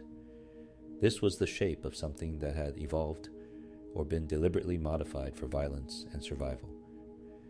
Approximately 190 BCE, several decades before the end of the human Forerunner Wars, the primordial was discovered. A human exploratory group led by a scientist named Iprikushma encountered the small planetoid and recognized the stasis capsule for what it was: precursor technology. With remarkable boldness or tragic foolishness, Iprikushma made the decision to retrieve the capsule and its occupant. Using human technology that could barely interact with precursor neurophysical systems, her team managed to transport the entire installation to the human capital world of Charum Hakor. Charum Hakor, that ancient precursor hub world with its massive armories and orbital arches, had become the center of the Human Sanshum Alliance. It was here that humanity made its final stand against the Forerunner onslaught, and it was here that Iprikushma established a vast arena where the primordial would be held, and she hoped, studied. Despite the advanced nature of precursor technology, human scientists managed to find ways to communicate with the captive, at least briefly and partially. What followed were years of interrogation, of questions posed to a being that claimed to be the last of the precursors. The primordial's answers were often confused, sometimes unintelligible, occasionally terrifying. When asked about the flood, the answers it gave were so deeply horrifying that many of the humans present committed suicide rather than live with the knowledge. The being spoke of suffering and unity, of transformation and inevitability, of the flood not as an enemy, but as an answer, though to what question the humans could not comprehend. For Thensho, the Lord of Admirals who commanded humanity's military forces, came to believe the primordial was somehow connected to the flood's initial outbreak. He suspected the being might have remotely triggered the movement of the ships carrying the corrupted precursor powder, bringing the plague to human worlds intentionally. Whether this was true remains uncertain, but it reveals how the surviving precursor was perceived, not as a victim to be pitied, but as a threat to be contained. When the Didact and his Promethean warriors finally broke through humanity's defenses and captured Charum Hakor in 106,445 BCE, they discovered the primordial in its arena.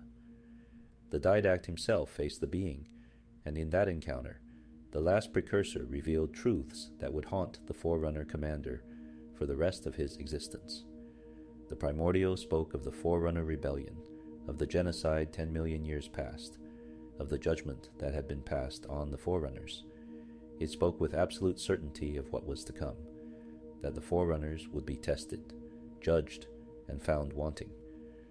The Didact believed the primordial to be a biological weapon created by humans, a constructed entity designed to spread psychological warfare as much as physical plague.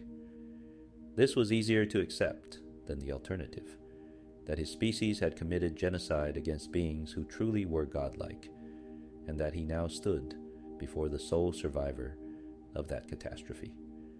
He had the primordial contained within its stasis capsule, stored but not destroyed, held as a curiosity and a puzzle that might reveal secrets about the flood. For decades, the primordial remained in its arena on Charum Hakor, a prisoner of the victorious Forerunners. The world around it slowly recovered from the devastation of the siege. Human prisoners were devolved and scattered to primitive homeworlds. The Sanshum were quarantined. The alliance that had held Charum Hakor was broken, and in its cell, the primordial waited. It had already waited 9 million years. A few more decades meant nothing. Then, in 495 BCE, everything changed. The Forerunner Master Builder Fiber decided to test one of his Halo installations, Installation 07, also called Zeta Halo. He chose to conduct this test firing at Charum Hakor, that ancient precursor world with its neural physical structures. The goal was to determine whether the halo effect could destroy precursor constructs, since the flood appeared to utilize similar neurophysical principles. If halo could shatter precursor architecture, it could likely destroy the flood's neural connections as well. The test firing worked exactly as planned.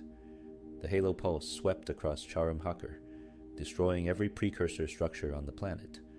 The ancient armories, the orbital arches, the star roads, the neurophysical systems that had stood for millions of years. All of it shattered under the neurological assault. But there was an unintended consequence. The stasis capsule containing the primordial, being itself a precursor construct, was also destroyed by the pulse.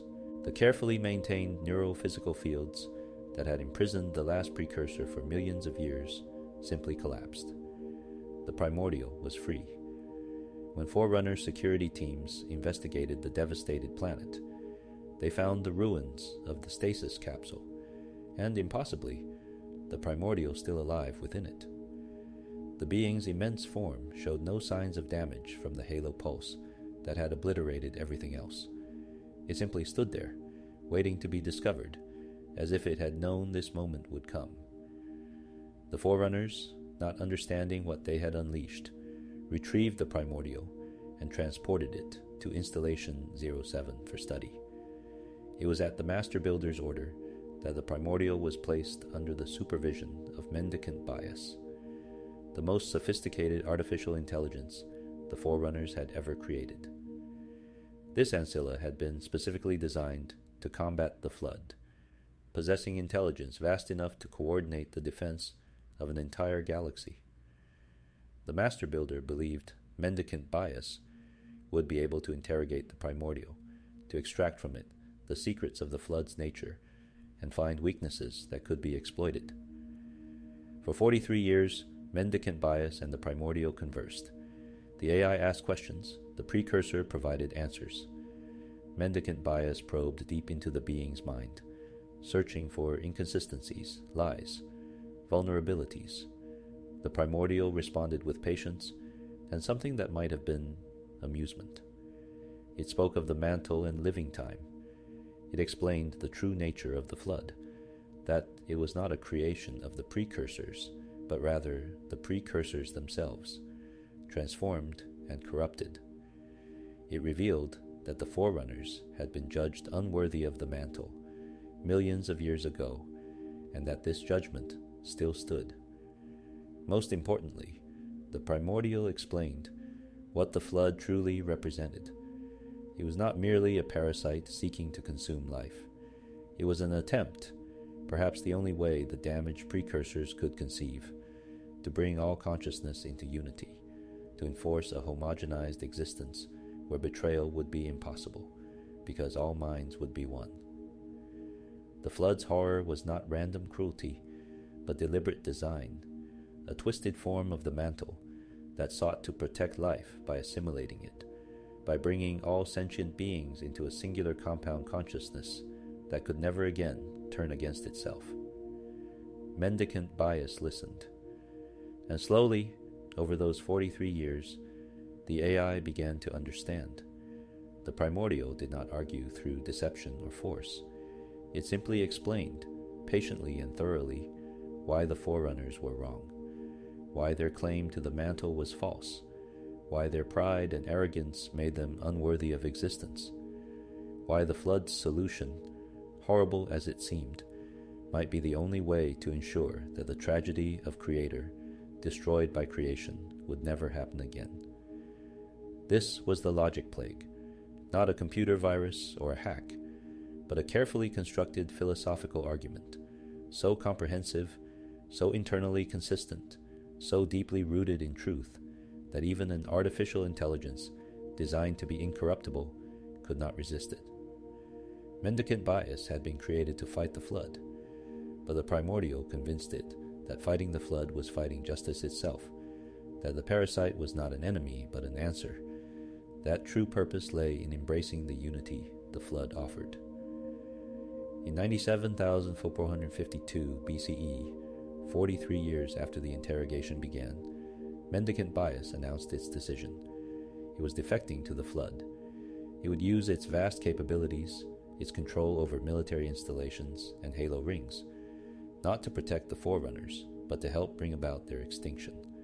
The most powerful AI ever created had been turned into the flood's greatest weapon, convinced by a single prisoner that justice demanded the Forerunners' destruction.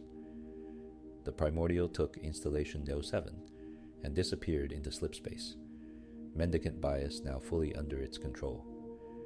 For 43 years they remained hidden, while the flood continued its assault on the Forerunner Ecumene. When Installation 07 finally reappeared, it was as an enemy installation, a halo ring now serving the very threat it had been designed to destroy. The Forerunners eventually recaptured Installation 07 through tremendous effort and sacrifice. When they did, they found the primordial still aboard. The being was brought before the didact, now called the isodidact, the genetic copy of the original, who had been preserved through a brevet mutation. The young Forerunner commander interrogated the last precursor, seeking answers, seeking hope, seeking any way to stop the flood's inexorable advance. The primordial provided truth instead. It confirmed that the flood was indeed the precursors, transformed by time and corruption and rage. It revealed that humanity had been chosen to bear the mantle, not the Forerunners, and that this choice had never been revoked. It explained that the flood could not be stopped, not truly, because it represented inevitability, the judgment of creation upon creators who had overreached, the cosmic correction that would reset the balance and ensure that no species would ever again dare to destroy those who had given them life. Most chillingly, the primordial revealed that there was no cure for the flood. The Forerunners had been searching desperately for some way to immunize against the parasite, some genetic modification that would render a species incapable of being infected. But the primordial explained that the apparent immunity humans once possessed was nothing but deception. The flood had allowed some humans to remain uninfected during its initial outbreak, creating the false impression of a cure, misdirecting research efforts that might otherwise have focused on more productive approaches. Enraged by this revelation, by the confirmation that everything the Forerunners had built was doomed, the isodidact ordered the primordial's execution. But he did not simply kill the being. Instead, he placed it in a reverse temporal stasis field, a device that, rather than slowing time for its occupant, viciously accelerated it. The primordial was forced to experience millions of years of aging in mere moments. Its body, already ancient beyond measure, rapidly deteriorated. The flesh withered, the bones crumbled, until finally, the last intact precursor disintegrated entirely, reduced to dust that matched the corrupted powder that had given birth to the flood. But death of the body did not mean death of consciousness. The primordial's essence, its mind and memories, and terrible purpose survived the destruction of its physical form.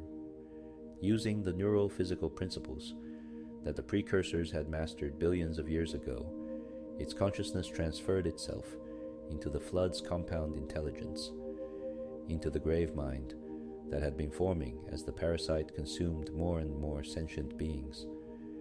The primordial became one with the flood, or perhaps more accurately, revealed that it had always been one with it, that the distinction between precursor and parasite was ultimately meaningless. When the didact, the original didact, who had been preserved in stasis for thousands of years, was eventually captured by the flood, he encountered the grave mind that now contained the primordial's consciousness.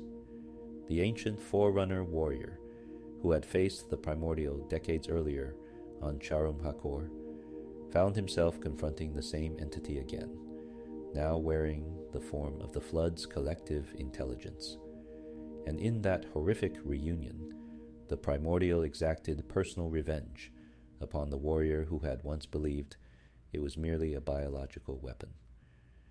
The grave mind, speaking with the primordial's voice and purpose, subjected the didact to unspeakable horrors. It broke him psychologically, showing him visions of everything the Forerunners would lose, every world that would fall, every life that would be consumed. It revealed the futility of resistance, the inevitability of extinction, the certainty that the Forerunners' pride would be their complete undoing. And then, in an act of calculated cruelty, it released him, sent him back to his people carrying trauma so profound that his mere presence would spread despair and indecision throughout the Forerunner military. The last precursor had achieved its purpose. By converting mendicant bias, it had given the flood a weapon of devastating power. By transferring its consciousness into the grave mind, it had ensured the flood possessed the strategic intelligence and historical knowledge to prosecute the war with maximum efficiency. By breaking the didact, it had robbed the Forerunners of their greatest military mind precisely when they needed him most. The being that had waited 9 million years in stasis had spent those eons planning revenge, and now that revenge was unfolding exactly as designed. The primordial, last-of-a-kind sole survivor of genocide, patient prisoner of unimaginable duration, had become the architect of the Forerunners' extinction. The species that had destroyed the precursors would themselves be destroyed by the precursor they had failed to kill. The precursors' revenge through the flood. By 97,045 BCE, the Forerunner civilization was collapsing under the weight of the flood assault. What had begun as isolated outbreaks on distant worlds had metastasized into a galaxy-spanning catastrophe. The parasite moved through Forerunner space like a dark tide, consuming world after world, assimilating population after population, growing exponentially in power and sophistication with every victory. And directing this tide, giving it purpose beyond mere hunger, was the consciousness of the Precursors, both the corrupted powder that had spawned the parasite and the intact mind of the primordial that had transferred itself into the grave mind. The flood strategy demonstrated intelligence that far surpassed mere biological imperative. This was not random infection spreading wherever opportunity allowed. This was deliberate, calculated warfare prosecuted by a consciousness that understood the Forerunners intimately, understood their psychology, their tactics, their technology, their greatest strengths and deepest vulnerabilities.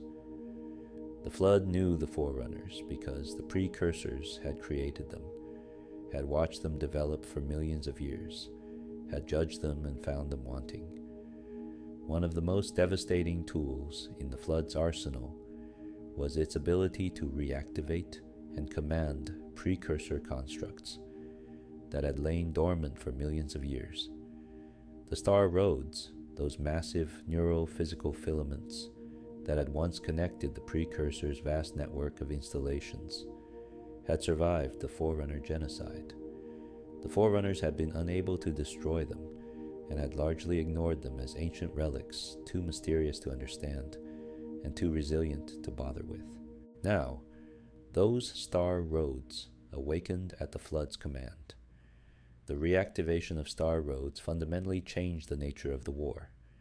These constructs were composed of neurophysical material, making them effectively indestructible by conventional means. They could manipulate space-time itself, distorting the fabric of reality in ways that disrupted Forerunner slipspace travel. Entire fleets would attempt to enter slipspace to escape flood attacks, only to find their slipspace drives simply stopped functioning.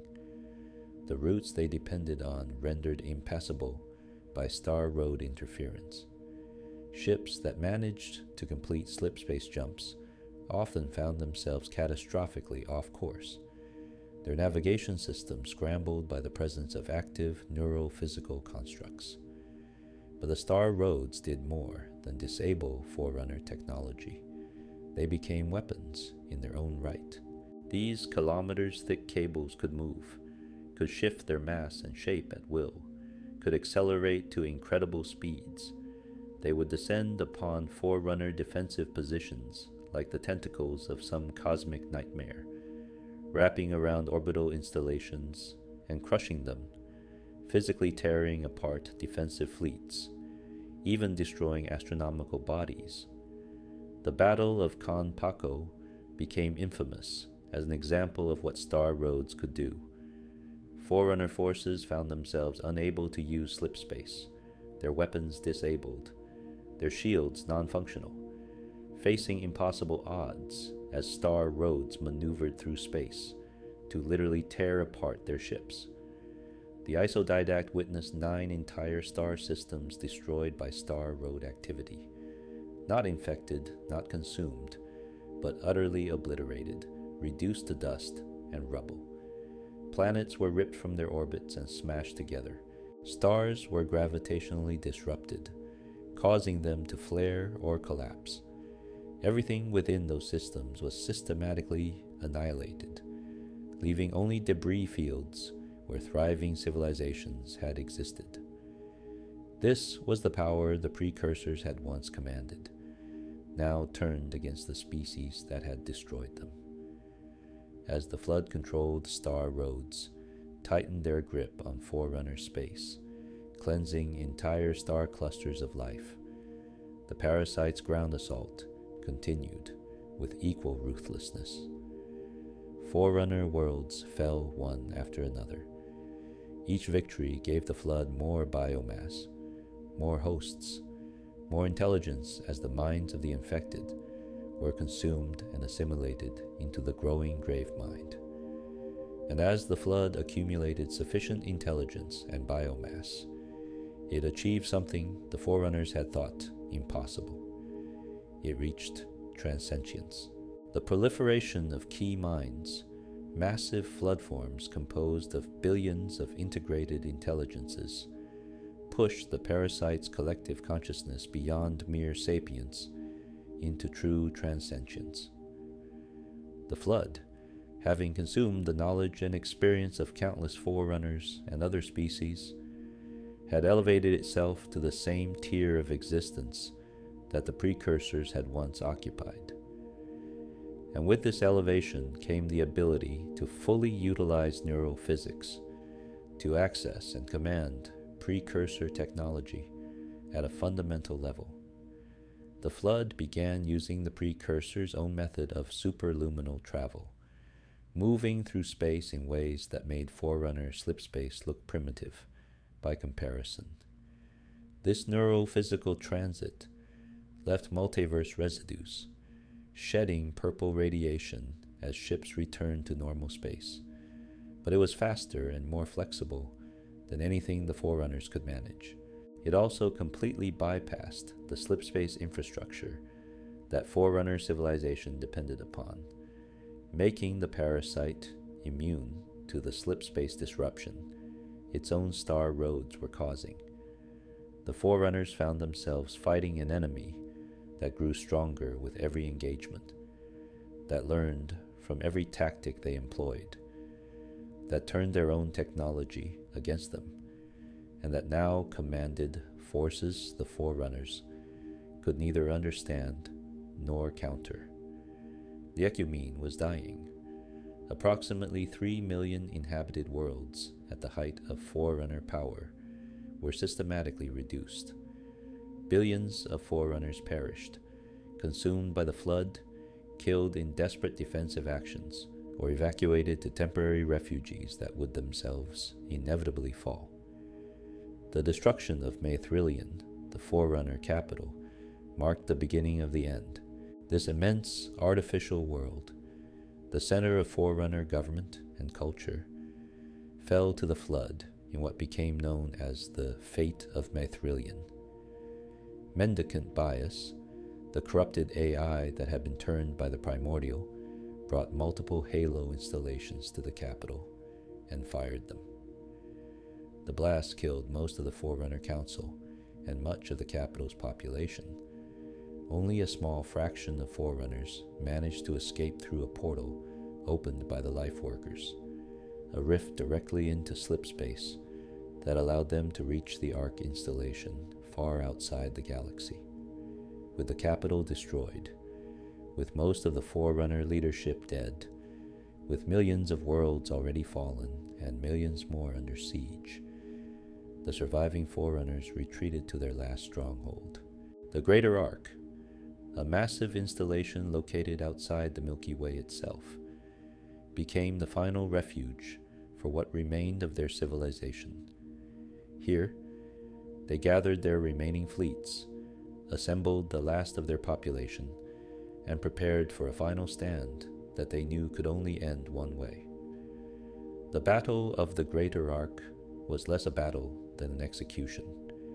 The Flood, commanded by Mendicant Bias, and guided by the Primordial's consciousness within the Gravemind, brought overwhelming force to bear. Star roads formed an impenetrable barrier around the Ark, cutting off any escape. Flood fleets, numbering in the thousands, converged from all directions. The neurophysical constructs moved through space like living things, tightening a noose around the last bastion of Forerunner power. The Forerunners fought with desperate courage. They fired every weapon they possessed, deployed every defensive system, threw themselves into battle knowing they were already dead. In a last desperate gambit, they activated Omega Halo, one of the original massive Halo rings from the first generation of the weapon, hoping its immense pulse might destroy enough of the star roads to allow survivors to escape. The blast did destroy some precursor constructs, achieved a small victory in the midst of overwhelming defeat, but the star roads simply reformed, regenerated, and continued their work. Omega Halo was torn apart by star roads, its massive structure ripped into pieces. The greater arc itself, damaged by the Halo blast and shredded by neural physical weapons, began to fail catastrophically. As the installation collapsed, most of the remaining Forerunner population perished, consumed by the flood, killed in the destruction of the Ark, or lost in the chaos as the battle descended into its final horrific moments. But the Precursors' revenge was not merely physical destruction. It was psychological, spiritual, the complete dismantling of everything the Forerunners believed about themselves. At the height of the battle, as the Forerunners faced their final extinction, the Gravemind sent an envoy to the Librarian, who was stranded on Erdetyrene, preparing humanity for reseeding after the Hylos would fire. This envoy took the form of Forthencho, the ancient human lord of admirals, whose consciousness had been preserved by the Forerunners after his defeat at Charum Hakor. Speaking through Forthencho's imprinted consciousness, the Gravemind, speaking with the Primordial's voice, carrying the Precursor's judgment, revealed the final truth. The domain, that vast repository of knowledge and history that the Forerunners had come to regard as the foundation of their culture, was not Forerunner at all. It was Precursor. The true nature of this neural physical construct was the Organon, the Precursor's ancient knowledge engine that had existed for billions of years, and being composed of neural physical architecture, it would be destroyed when the Halo array fired. The Gravemind had withheld this information until the very end, until the moment when the Forerunners' final weapon was already prepared and ready to fire, when stopping it would be impossible. By destroying the domain, the Halos would not merely kill all sentient life in the galaxy. They would erase the Forerunners' entire history, all their accumulated knowledge and culture, everything that made them who they were. As the Librarian would phrase it with terrible understanding, the Forerunners would kill their own soul. This was the Precursor's ultimate revenge, not merely extinction but erasure. The Forerunners would be forced to survive. A small number would live through the Halo's firing, would emerge to reseed the galaxy, but they would do so having destroyed everything that gave their existence meaning. They would lose their history, their heritage, their connection to their past. They would be reduced to remnants, ghosts of a civilization that had chosen pride over wisdom and paid the ultimate price. And they would be forced to acknowledge that they were unworthy of the mantle. After 10 million years of claiming the right to shepherd the galaxy, after prosecuting genocide against their creators to seize that right by force, after building an empire that spanned 3 million worlds, the Forerunners would have to admit their many failures. They would have to give up the mantle, pass it to humanity as the Precursors had intended all along, and exile themselves from the galaxy they had once ruled. The flood itself would be destroyed by the Halo array's final activation. The parasite's biomass would be obliterated across the galaxy. The key minds and grave minds would perish. The collective consciousness that had accumulated the experience and knowledge of trillions would be shattered. But this was not defeat for the Precursors. Their revenge was complete. They had punished the Forerunners exactly as intended, not with simple extinction, but with the destruction of everything the Forerunners valued, the revelation of their unworthiness, the forced acknowledgement of their crimes. In the end, as the Halos prepared to fire as the surviving Forerunners made their last preparations to flee the galaxy they could no longer call home, the Precursors' judgment stood vindicated. The species that had destroyed its creators had been destroyed in turn. The species that had claimed the mantle through violence had been forced to surrender it in shame. The species that had sought to rule the galaxy had instead brought it to ruin, killing nearly all sentient life in a desperate gambit to survive their own hubris. 10 million years after the Forerunner genocide, the Precursors had achieved a revenge so complete, so devastating, that even their corrupted remnants could rest satisfied. The flood had failed to assimilate all life, yes, but it had succeeded in its true purpose, ensuring the Forerunners would never rise again, ensuring their pride would be their absolute downfall, ensuring that the galaxy would remember them not as noble stewards, but as cautionary tale. The last living Precursors, transformed into the horror of the flood, had made their final statement about the nature of power and responsibility, and the galaxy would carry the scars of that statement for eons to come. Legacy and rebirth. In the aftermath of the halo's firing, the Milky Way was silent. All sentient life of sufficient neural complexity had been extinguished across the entire galaxy.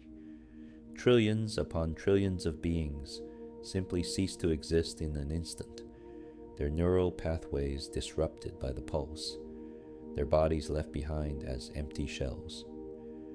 The flood biomass withered and died, deprived of hosts to consume. The grave mines dissolved, their compound intelligences scattered. The corruption that the Precursors had become was, at least temporarily, purged from the galaxy. But so too were the Precursors' greatest works destroyed. The domain, that vast neurophysical repository that had contained billions of years of accumulated knowledge and experience, shattered under the halo effect. The star roads, those massive constructs that had stood for eons, were reduced to inert debris.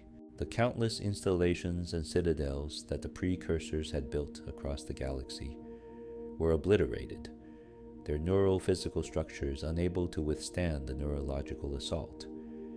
In a single moment, the evidence of the Precursors' existence was erased from the galaxy, as thoroughly as if they had never been.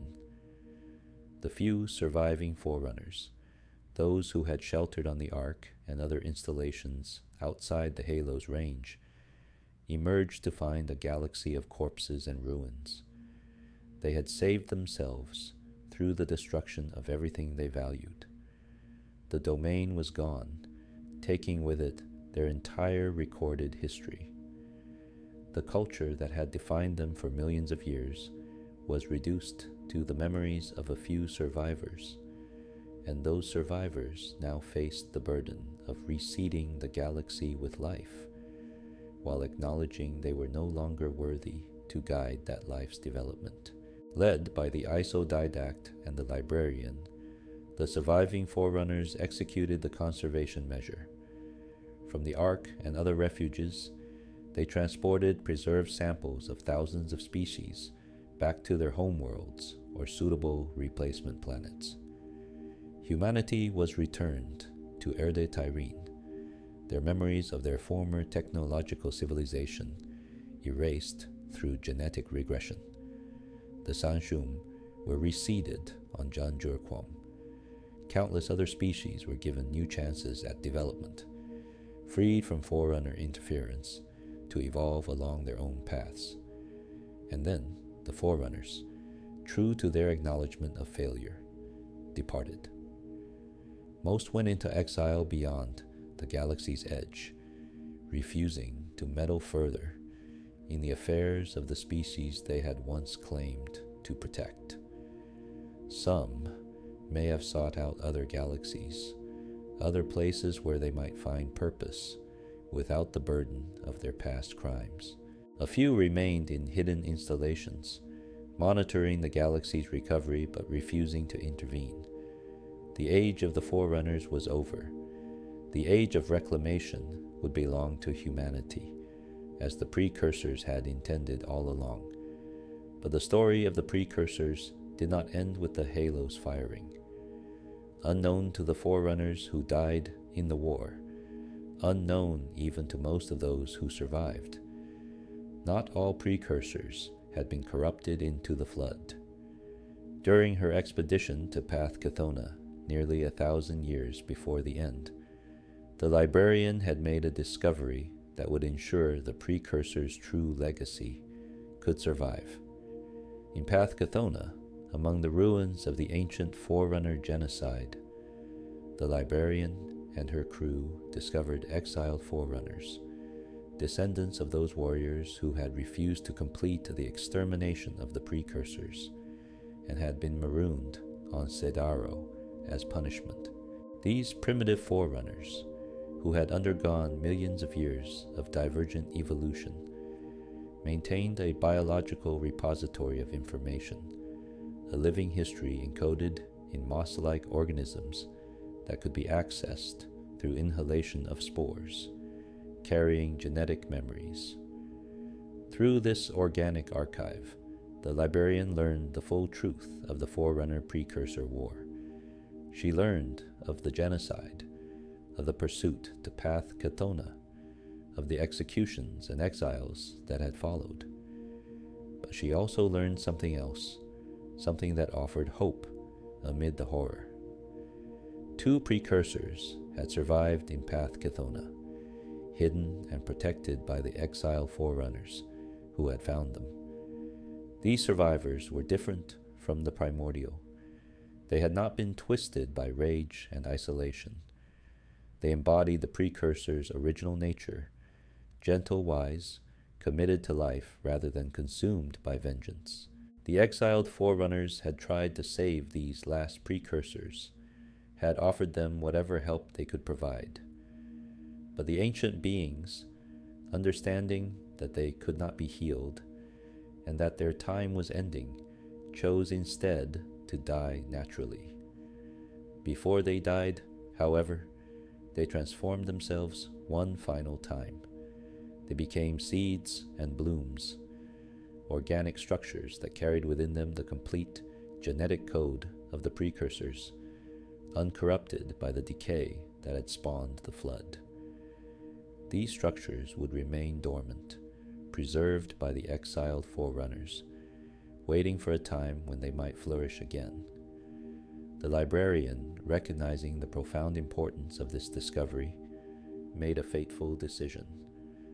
She kept the existence of these Precursor specimens secret from the Ecumene Council, fearing the knowledge would be misused, or that the specimens would be destroyed. Instead, she enlisted the crew of the Audacity to help her transform a small shield world called Bastion into a facility capable of nurturing these precious remnants of Precursor life.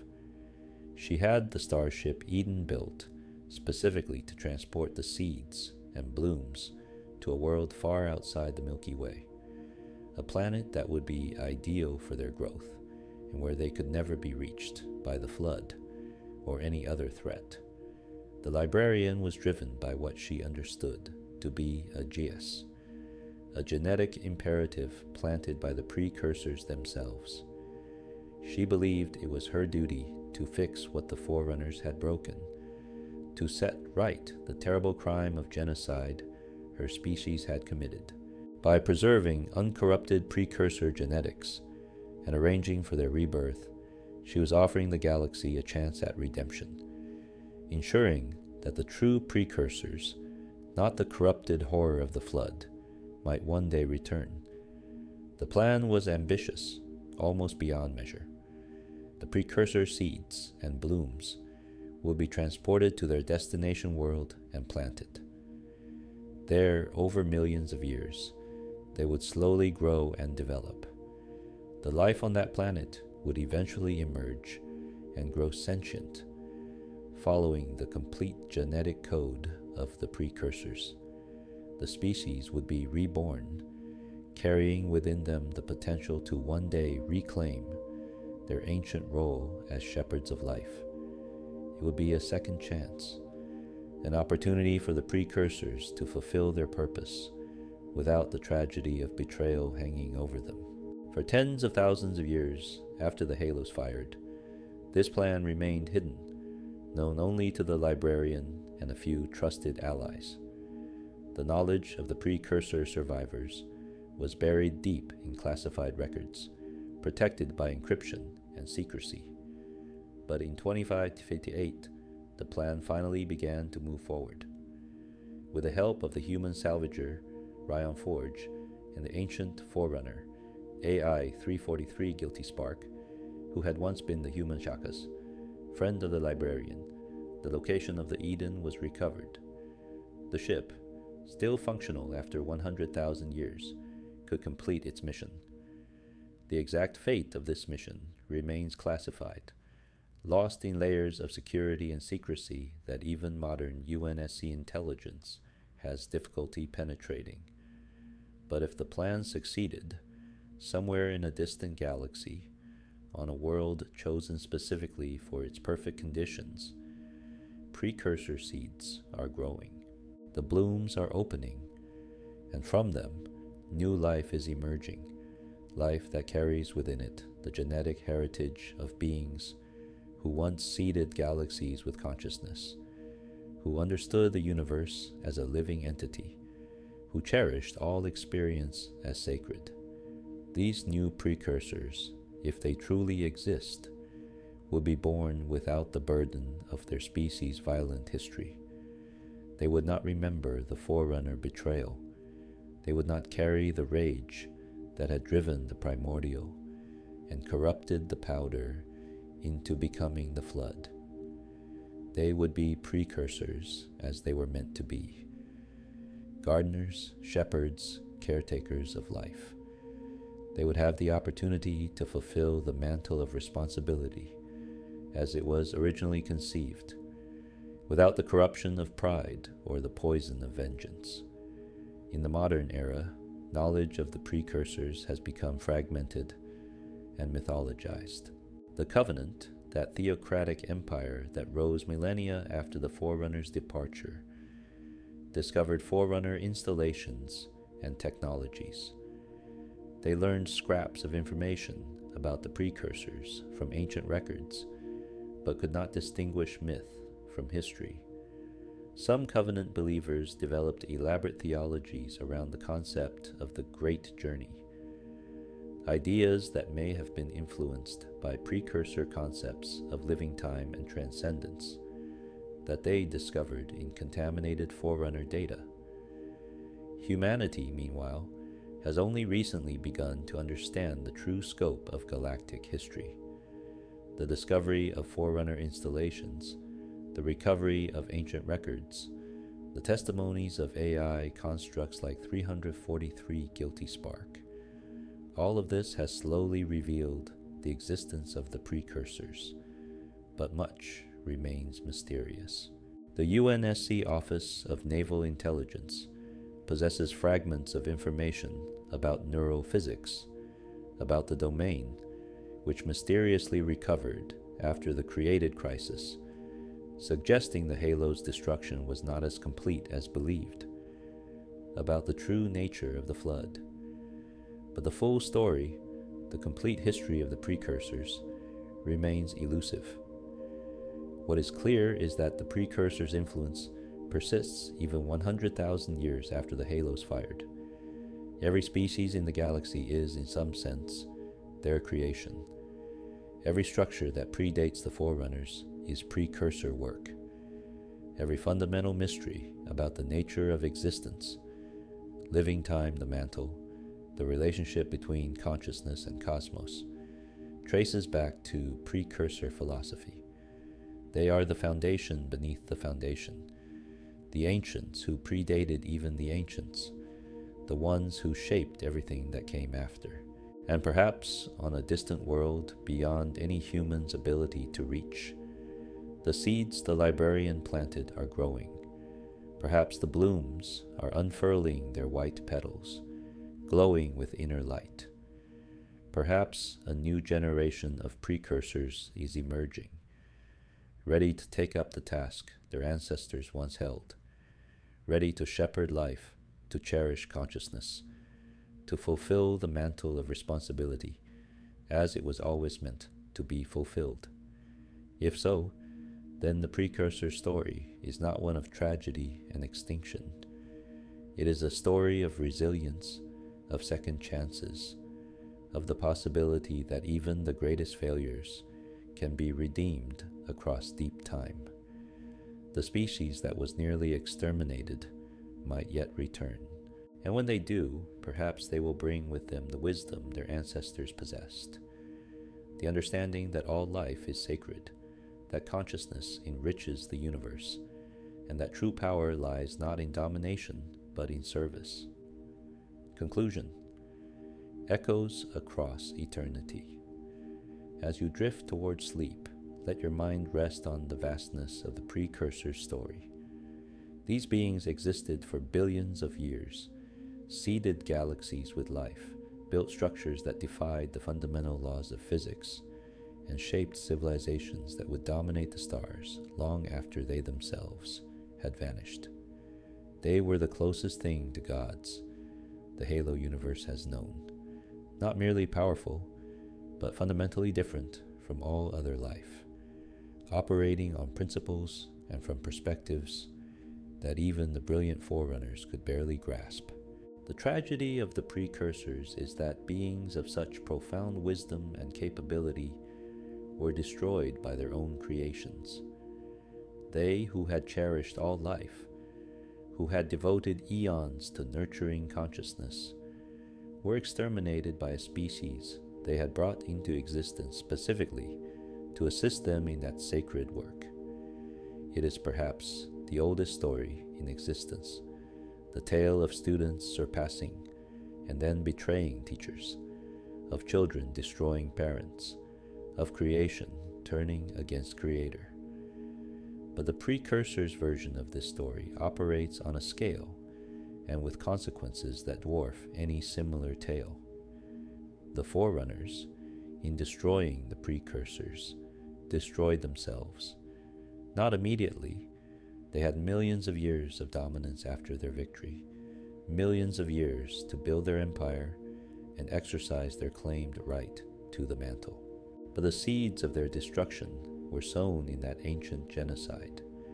The corrupted precursor powder that became the flood, the primordial's patient planning across millions of years of imprisonment, the moral rot that came from a civilization built on the foundation of deicide. All of it ensured that the Forerunners' triumph would eventually turn to ash. The flood was not merely a biological weapon or a cosmic accident. It was the precursors themselves, transformed by time and hatred into the instrument of their own revenge.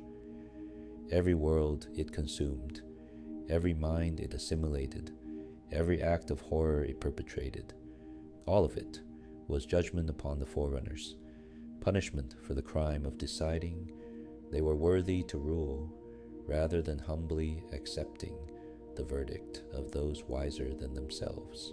The flood was corrupted precursor wisdom, insisting that if species could not be trusted with freedom, they must be brought into unity through force.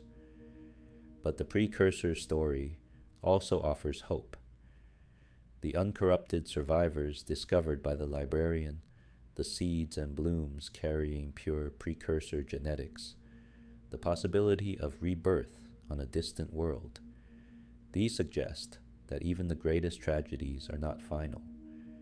The species that gave the galaxy the gift of life may yet return, may yet fulfill their purpose, may yet exercise the mantle as it was meant to be exercised.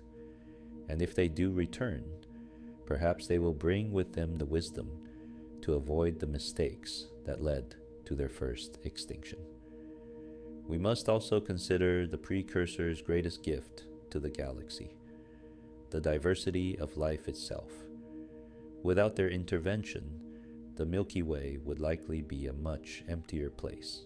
The countless species that have arisen, developed consciousness, reached for the stars, all of them owe their existence to precursor design.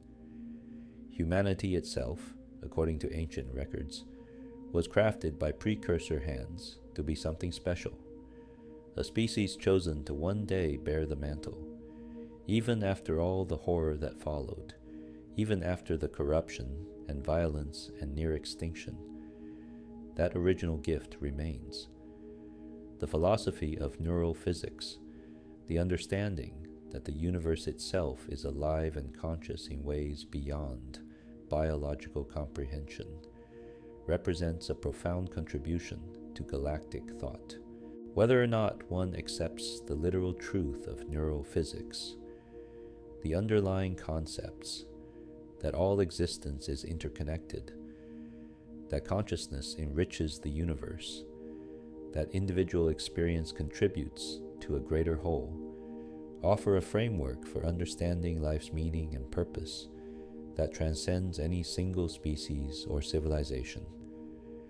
The mantle of responsibility for all the tragedy that surrounded its implementation remains one of the most sophisticated ethical frameworks ever conceived.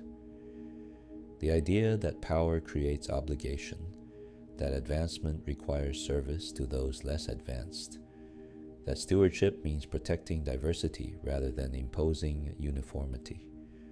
These principles could guide civilizations for millions of years if properly understood and followed.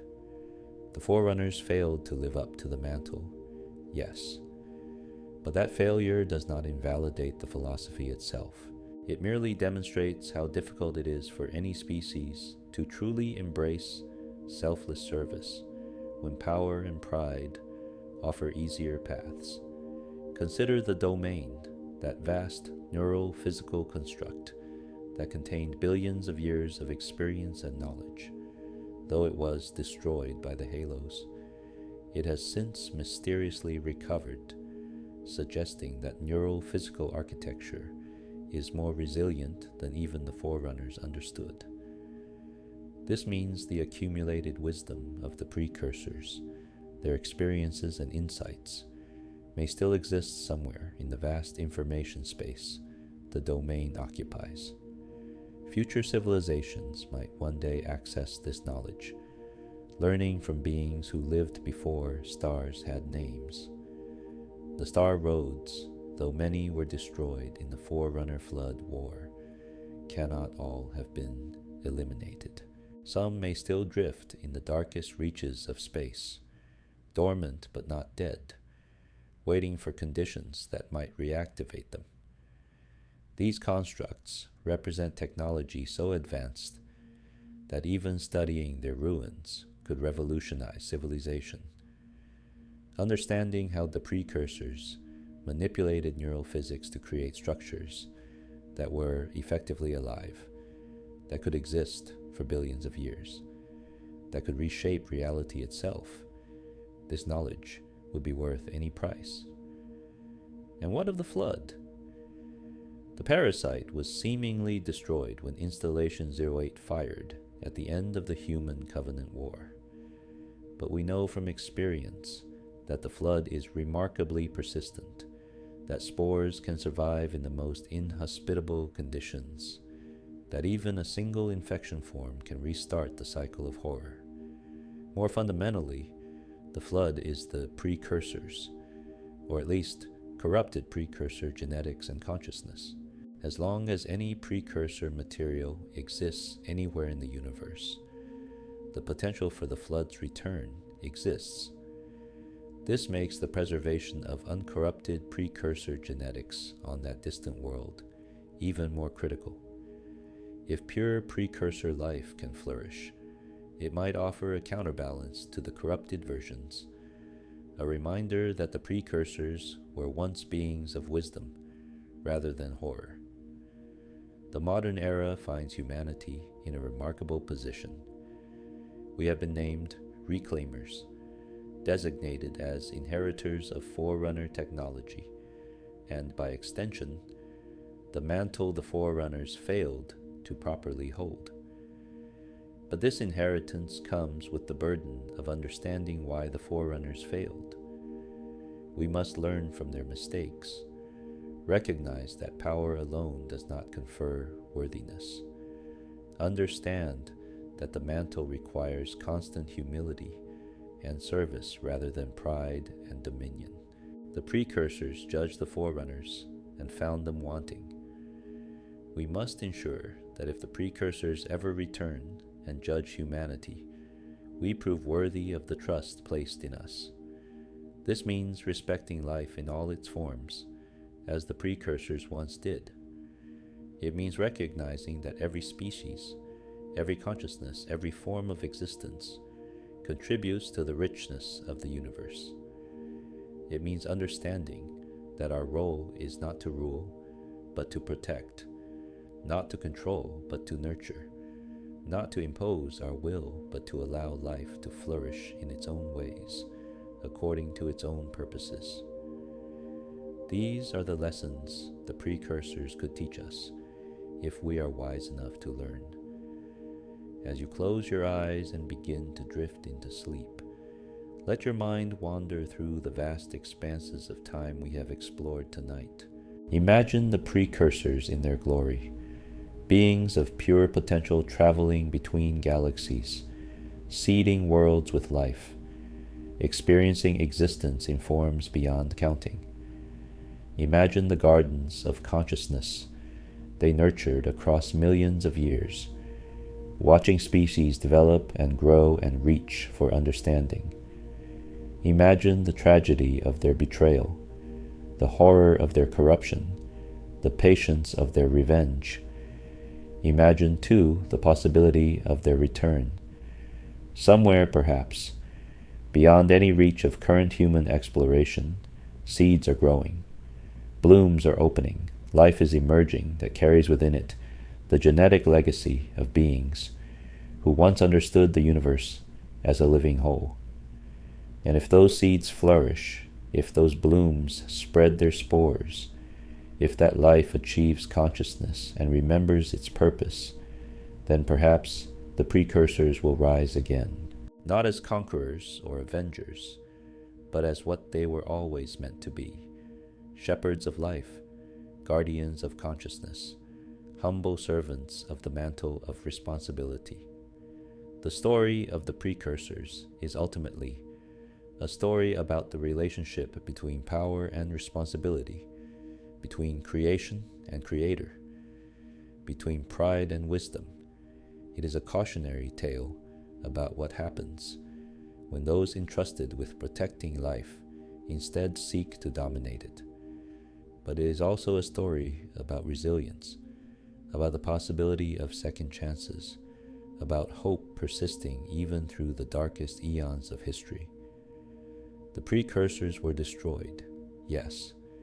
Their greatest works were shattered. Their existence was nearly erased from the galaxy. But they endured, in corrupted form and in hidden seeds, waiting for the time when they might fulfill their purpose once more. In the grand scheme of living time, in the vast flow of world lines through the universe, the Precursors remain essential. They are the beginning from which all else flows. They are the standard against which all other civilizations must be measured. They are the reminder that wisdom must accompany power, that service must guide strength, that humility must temper pride. Their story echoes across eternity, teaching lessons to species that may not even know they exist. And so, as sleep takes you, carry with you the knowledge of these ancient beings. Let their story inform your dreams. Let their philosophy inspire your waking thoughts. The Precursors shaped the galaxy through their actions and through their very existence. They gave us life, gave us consciousness, gave us the potential to be more than mere animals struggling for survival. They gave us the challenge of the mantle, the question of how we will use our power and what we will do with our knowledge. The complete history of the Precursors is the foundation upon which the entire Halo universe rests. Every conflict, every character, every moment of drama traces back to these godlike beings and the choices they made billions of years ago. Understanding their story is understanding the deepest truths of the Halo cosmos. And perhaps, in understanding their story, we can better understand our own place in the universe, our own responsibilities to life and consciousness, our own potential to be either destroyers or shepherds, tyrants or servants, failures or inheritors of the mantle. Sleep well, knowing that you carry with you now the knowledge of the Precursors, the architects of everything, the judges of civilizations, the beings whose influence persists across billions of years and countless light years. Their story is our story. Their legacy is our inheritance. Their challenge is our burden. And perhaps, if we prove worthy, we might one day see them again, reborn and ready to resume their ancient purpose, no longer the victims of genocide, but once more the shepherds of life itself. Thank you for joining me on this journey through the complete history of the Precursors. If you enjoyed this deep dive into Halo lore, please consider leaving a like and subscribing to the channel.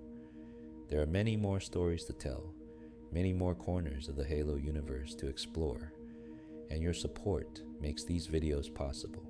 Until next time, sleep well, dream of distant stars and ancient mysteries, and remember, in the vastness of the cosmos, we are all connected in ways we are only beginning to understand.